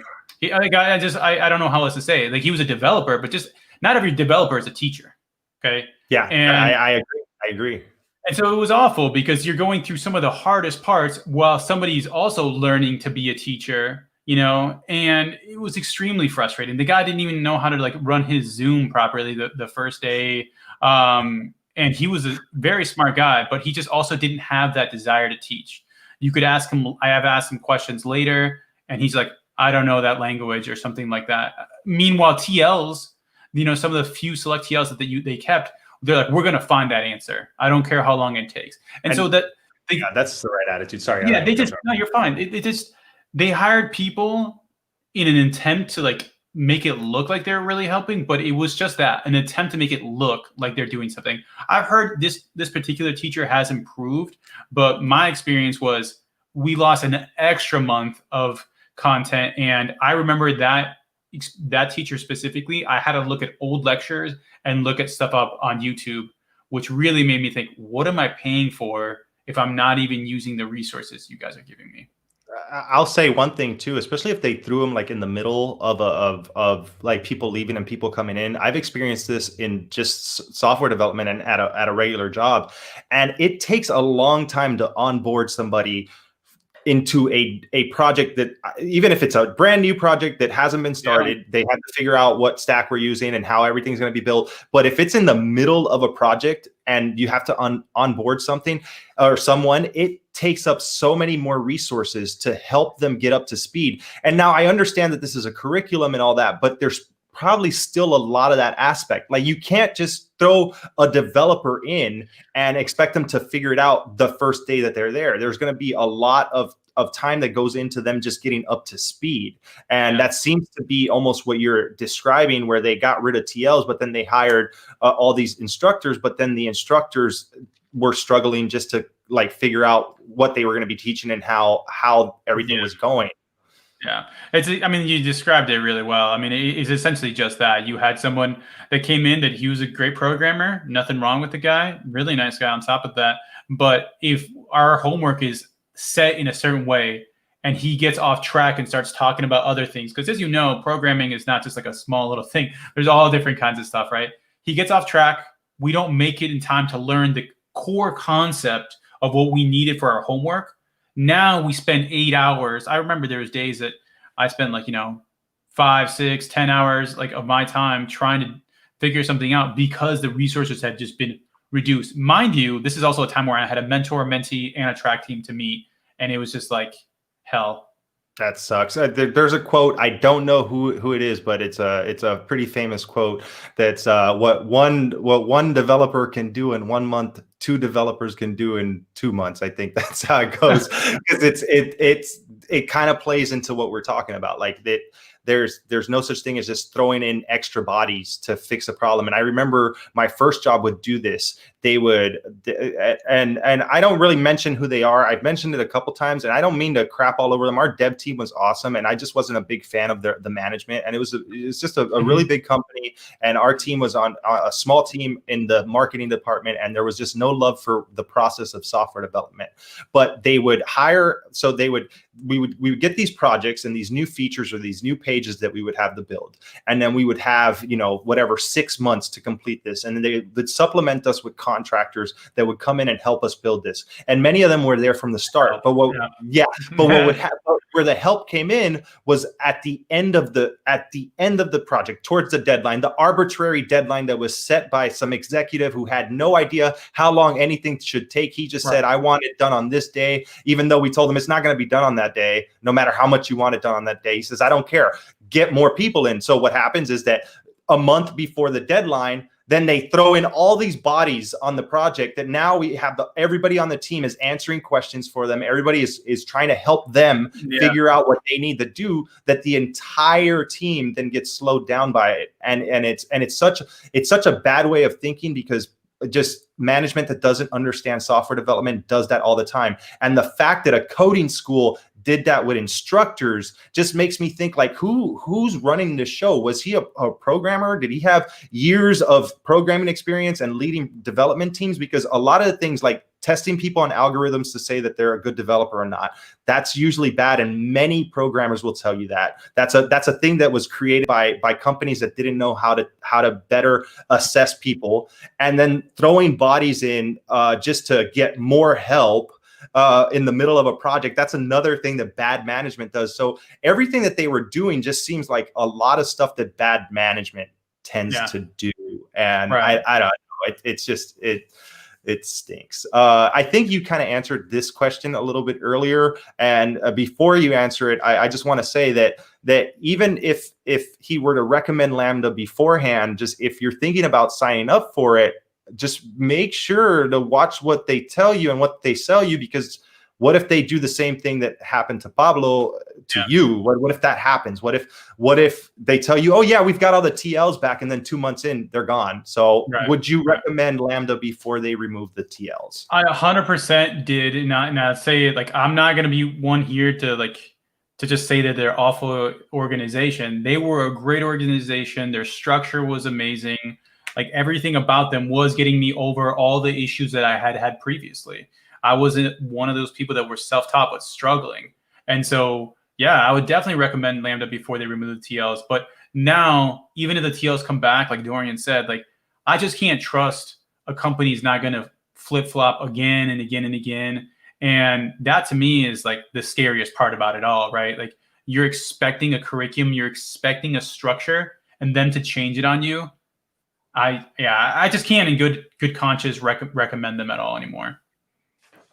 Okay. So just keep that in mind, because I know that people are probably landing on this right now, because I doubt that this is all of my subscribers. I'm sure there's a lot of new people to my channel that are just kind of landing on this and maybe here for the first time, and they might have just found it because they were searching for Lambda and came across this. Just do your research and really, really look into what you're signing up for. I don't know if this was a question or a response. It says, if people like the TLs, but doesn't like everyone having to mentor, like, what does that mean? The TLs were that much more helpful, capable than the average peer student.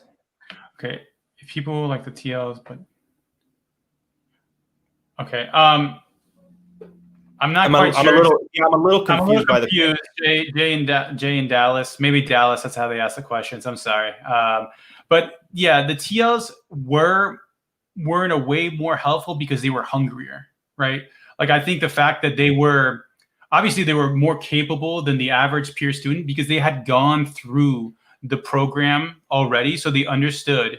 So like, for example, if you took a TL, a grizzled veteran TL that'd been through the program maybe once or twice, and a brand new instructor, sure, the instructor knows how to code, but when you give them a specific challenge, the TL just wants to get it done. The TLs generally were just very get after it type of mentalities because they knew that they were also learning by doing this. Instructors, they were paid like a king's ransom, but sometimes they just didn't care. Like I think if you have that kind of developer talent and you go in there with those credentials, it's kind of like you want to take like a little chill. You know, some of the instructors were incredible. Don't get me wrong. Like I think the beginning instructors are amazing. Shout out to Britt and Gabe. They were awesome instructors. But after that, like, yeah, TL was just more effective because when you had a more customized like kind of problem, they gave you that like solution, and they could also like work with you on doing that. They were just there to give you they were there to give their time to you. That's the difference sometimes when someone's just hungry and wanting to be at the job versus someone that's just getting paid for it. That happens sometimes, you know. Got to have that desire to want to do it. Yeah. Danny's saying stay away from Accenture. I'm also going to say stay away from Ravatur. I think that's how you pronounce it. That's another one of those that they sign you up. I don't even think it's a boot camp. I think they train you on the job, and that's how they market themselves. I mentioned it in a few of my earlier videos.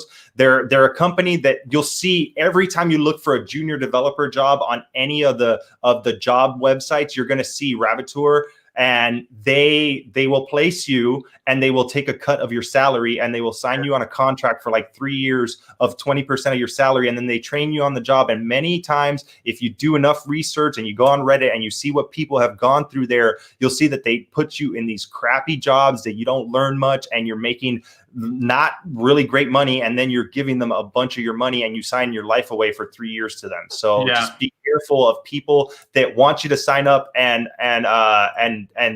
give you their money or give them your money. So Sam asked, what's a TL? That's a team lead. That's a lingo that we've been talking about. So TLs are team leads, and those were people that they offered at Lambda School that would overlook smaller teams of students that were learning there. And before they removed them, they were extremely helpful. But Pablo has been telling us how that when after removing the team leads and other things that they changed in their structure, that the boot camp kind of went to crap. So yeah, that's exactly what a team lead was. But they were also just like a resource where you would meet them daily, and they would look at your code. They would kind of check your code, and if you had any questions or if they saw ways you could be more efficient, that's what they were there for. And shout out to Jess for saying this right here, because this is actually how I stumbled upon that video that I made that it's gotten way more views than I was expecting. I honestly wasn't even going to like release that video, and then I decided to, and I'm like, oh, I'm glad I did. It got a ton of views, but there's a lot of like different people saying different things in the comments there.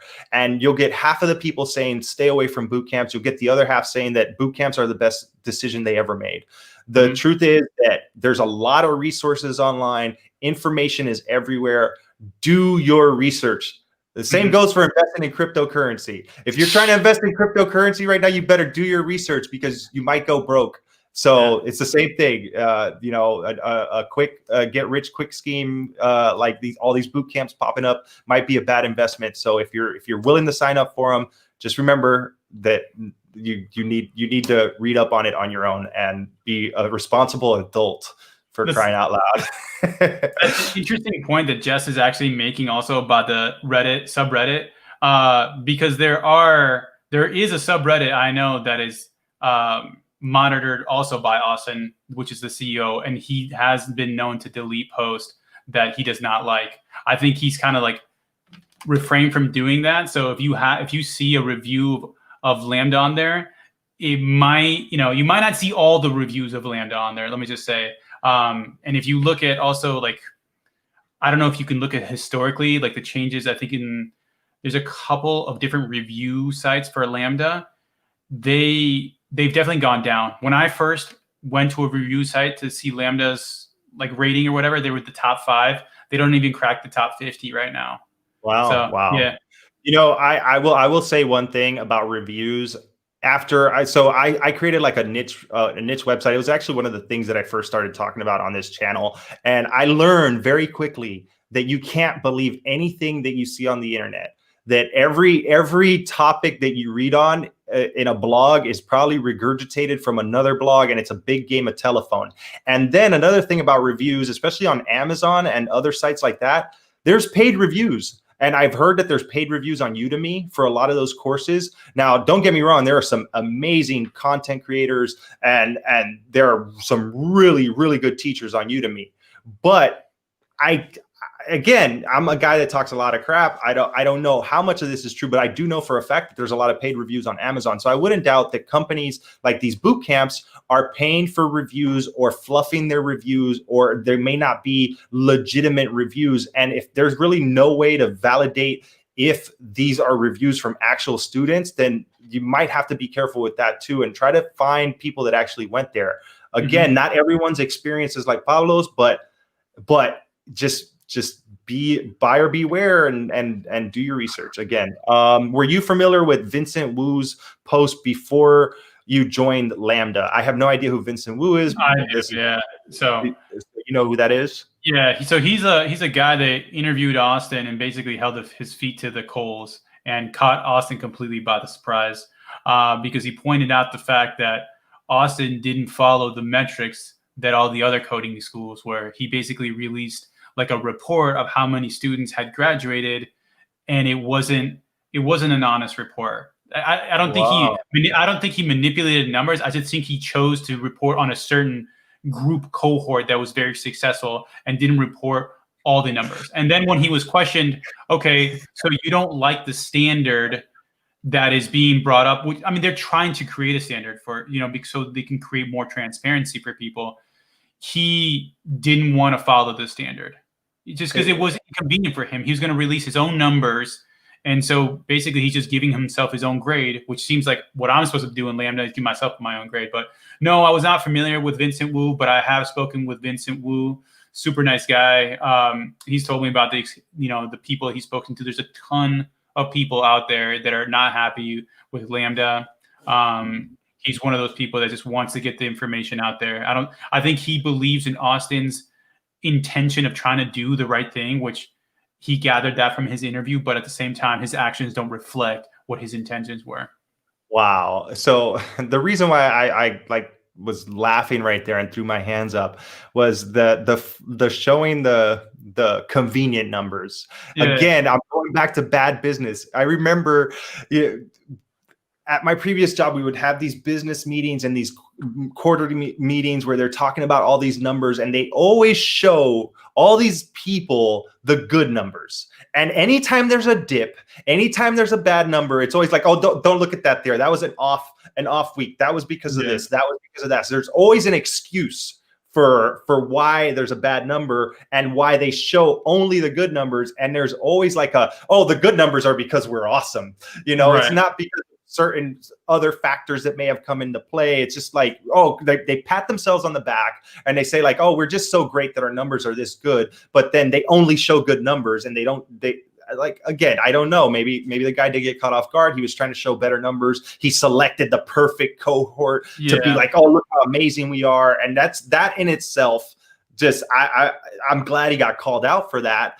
Was it an honest mistake? I don't know. Maybe he had people beneath him that gave him those numbers, and then he got up on stage and said, "These are our numbers," and then was caught off guard. Or maybe he knew about it the whole time and was trying to just sell the dream. Let me see if there's any other questions here.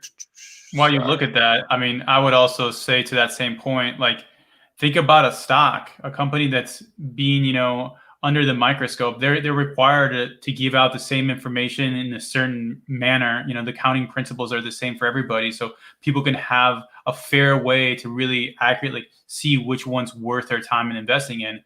I don't think coding bootcamps have that. I don't think any coding bootcamps really have something that's that good, which makes it very difficult. I'm obviously not making it easier, but it does not make it easy for you to really decide. You just have to kind of get a gut feel for them, speaking to enough people that have given you good experiences, which is, I think, one thing you said.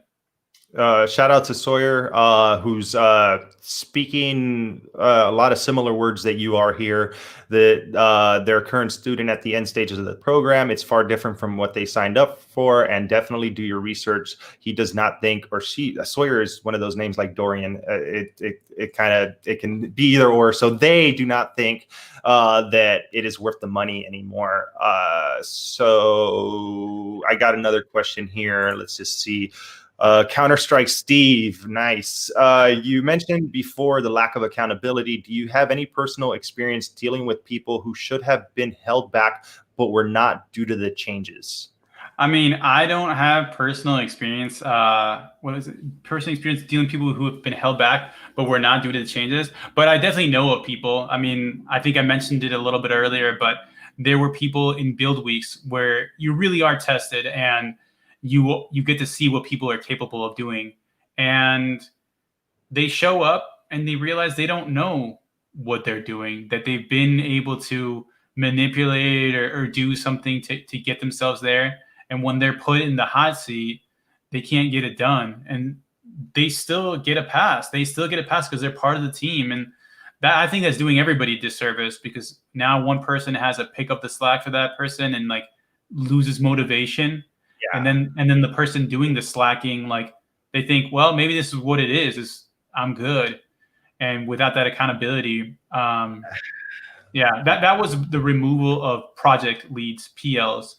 And yeah, that was a big mistake as well, because now you don't have anybody overseeing a group of people that have no understanding. I'm sure, Dorian, you can speak to this a lot better than I can, but like, when you get a project, it's very important to describe and like figure out the structure of how you're going to build a project almost as much as building it, because it can be very more. Yeah, it's so like ineffective to just throw bodies, again, like you've alluded to in the past. And when you don't have that and you're expecting people who have no experience how to make big projects figure that out, it's a nightmare. It's bad. 100%. I mean, in like the real world of software development for businesses, you have product owners who are responsible for making sure that things are staying on track. You have project managers who are making sure that things stay on track. You have tech leads who oversee a whole team of developers. You have senior developers who are usually under tech leads, who then oversee the more junior or lower level, mid-level developers, and all of them work together to make sure that a project makes it to the finish line. And when things need to be accounted for, and things need to get picked up, or things might not get done, or they just make sure that everything moves in the right directions and things get completed. And when you start plucking those people out of the grand scheme of things, and you start getting rid of people whose job is to make sure that projects get completed, then you start getting projects that start falling apart. And if they did that in a learning environment, at the end of the day, they took away your team leads, they took away your project leads, they hired more instructors, but then you said the instructors were overseeing a lot of people, so they weren't able to give you that the intimacy of having one senior level dev talk to 5 developers. It was just, they hired more instructors. So now instead of one instructor for 100 people, they had 2 instructors that each had 50 people. Or if they even hired 4 instructors, then they had one instructor for every 25 people. And that's still just too many people to oversee for one person. And then to put the weight on the shoulders of students to become mentors in order for them to continue their program, for no other reason that I can see other than they didn't want to pay people to do these jobs. And then they put it on the people that were actually paying for this service. man, shame on them. Shame on you. Shame mean, on you, Austin and Lambda School. And this is coming from me, someone who's never been there. And just what I keep hearing, it doesn't seem good. At least Lambda School for the last 6 months or so. Yeah. Before that, it might have been an amazing place to go. If you graduated from there and you can't say nothing but nice things about it, I'm happy for you. But I'm seeing people in the chat agree with what Pablo's saying. I'm seeing a lot of people that are just not very happy with this. And at the end of the day, shame on Lambda and Austin, and good for Vincent.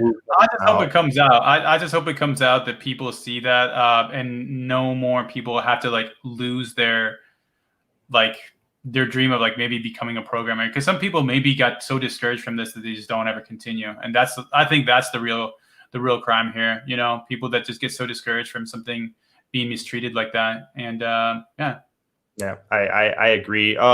This is kind of an off question. Oh no, when the chat moves, I can't click on it, and then I click on the wrong one. All right. So, what are the names of some good structured coding boot camps that you guys would recommend? If you're just joining right now, Wilfredo, just do your own research, because honestly, Lambda School was one of those schools before they changed things up. And I've heard through other people that App Academy was one of those schools until they've changed things up. And it just seems that now things are changing, and we're not going to name drop any boot camps to go to, unless it's like, I doubt Danny stuck around this long, but like Danny, for instance, I mentioned earlier, he runs a local boot camp in his city that is government granted and it's completely free. And things like that would be something that I would be more inclined to recommend to you. But anything that wants your money, just do your research on your own. I'm sorry to say it, but I can't give someone advice where I don't feel comfortable giving you like a good place to go, because I don't know which ones are good anymore, because they're just popping up left and right. I mentioned that coding video, OfferUp, right? Like you sell your junk out of your garage on OfferUp, right? To strangers who you meet in gas stations because you're scared that you're going to get robbed. And so you have to meet them in broad daylight. They sent me an email to sign up for a scholarship for Flatiron. Yeah. Like I mentioned it in that video, and I keep referring to that video. I'll end up linking it in the description. But when I looked into it, those people also have an ISA. Like it seems like that's the new thing. And to me, it looks like a cash grab. I don't know.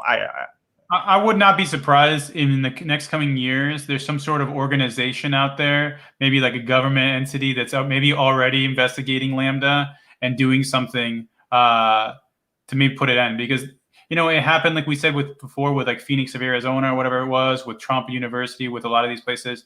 I think it's just a matter of time. I don't think you can continue to have a product this like inconsistent and really think you can get away with it.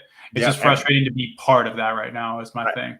I agree. I think it's like the Wild West right now for coding boot camps. And the other one that I forgot earlier, because we mentioned DeVry, I can't pronounce it. And you mentioned the University of Phoenix, was ITT Tech. Yeah, that was the big one. That was a big one. Yeah, that was the one. Rockwell Games, have I considered making a Udemy course? I'll be 100% honest. I have terrible imposter syndrome. I've recently been working through the free code camp stuff live and on other videos to kind of get comfortable with explaining stuff and teaching people. I do plan on making tutorials for YouTube later this year. Like that's one of my 2021 resolution goals, is to make a few tutorials on my channel, maybe covering some basics for beginners in web development and maybe Angular, because that's what I work in, and maybe some TypeScript stuff. But at this point, I am nowhere near qualified to release a Udemy course. Maybe towards next year, once I've gotten more comfortable with making some tutorials on YouTube, I might consider this. It's in the near future. I don't really know what I'm doing on YouTube, to be honest. I kind of talk about what I know and the struggles I went through, but even though I've been doing this for 4 years and I know a lot of stuff, I still don't feel like I do. It's kind of weird. So for me to make tutorials, I have to like do a lot of research and make sure that I give people the right information. And it takes a lot of time. And I'm a dad of 2 and I got a wife who lets me do YouTube on my free time. And I have a lot of stuff that's on my plate. So it's hard to dedicate making tutorials and courses and stuff, because those things are very time consuming and a lot of work. So make sure you support all those content creators out there. I'm in a Discord with a bunch of programming YouTubers, and I see how much work these guys put in. And trust me, you know, buying those courses really puts food on these people's tables. And you know, we're trying to make a living by helping people. And my channel's small, and I'm just trying to make maybe a couple bucks and give some people some information, you know, at this point. Flat Earth Academy. One thing I wanted to say about that, I think what I don't know if Rockstar was trying to say this, but I also think like, because you kind of get like comfortable with someone, so maybe someone has been a follower of your channel, Dorian. I understand your imposter syndrome, but finding someone that you're comfortable with is going to make the process a lot easier. So maybe that's what he's saying. Maybe he appreciates your content, the way you do things, and maybe it'd be easier for him to follow you, even though it might not be the structure you're thinking in your head it should be. Yeah. You've taken out some of the variables, like, I don't understand this guy, I don't like the way he talks. Maybe you've already got that covered.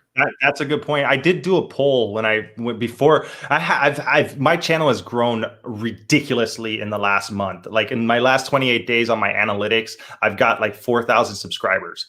I had 1,000 subscribers like 3 months ago. Yeah. I like, for real, like I'm growing at an exponential rate, and it's hard to keep up with. And I I can't believe it. I'm really happy about it, but at the same time, it's a little bit much to take in. And when I did this poll before I had all these new people that joined my channel, people did say they wanted to see tutorials from me, but it's just, there's so much content out there, and I just don't know where I would start, to be honest. Sorry, I gotta like make an adjustment here, but I'm seeing that the questions are kind of slowing down a little bit. If you've got anything else that you want to say, Pablo, if you got anything you want to shout out, if you got anything that you want to talk about, you said you started your own Discord server. Do you I can plug it afterwards. If you want people to join that, I don't know, whatever you want. The floor is yours. No, basically, I just want to be a resource for people as well. And I'm not going to tell you just don't go flat out, because maybe it's a structure that you need at Lambda. I'm just going to tell you, they lied to me. They've lied to many, many other people. But if you want to learn more, I'm in your Discord channel, Dorian, and I'm always happy to help as well. I think part of like being a programmer is like part of a community. I don't know of almost anybody that does it 100% on their own. I'd be very impressed, somebody that can do that. But yeah, I mean, if you have any questions for me, just find me on Dorian's channel. I'll be there. And I'm like happy to help answer any more questions specifically about Lambda or just like my journey. Cool. Well, there you have it, everyone. Thank you very much. This was a really long live stream. If you're new to the channel, I appreciate it. Make sure you like, subscribe, all that good stuff. I'm not going to edit any of this video out. It's going to be available after we're done. So if you want to rewatch it, thanks. And yeah, all that good YouTube stuff that you say at the end of a video. And we'll see you next time.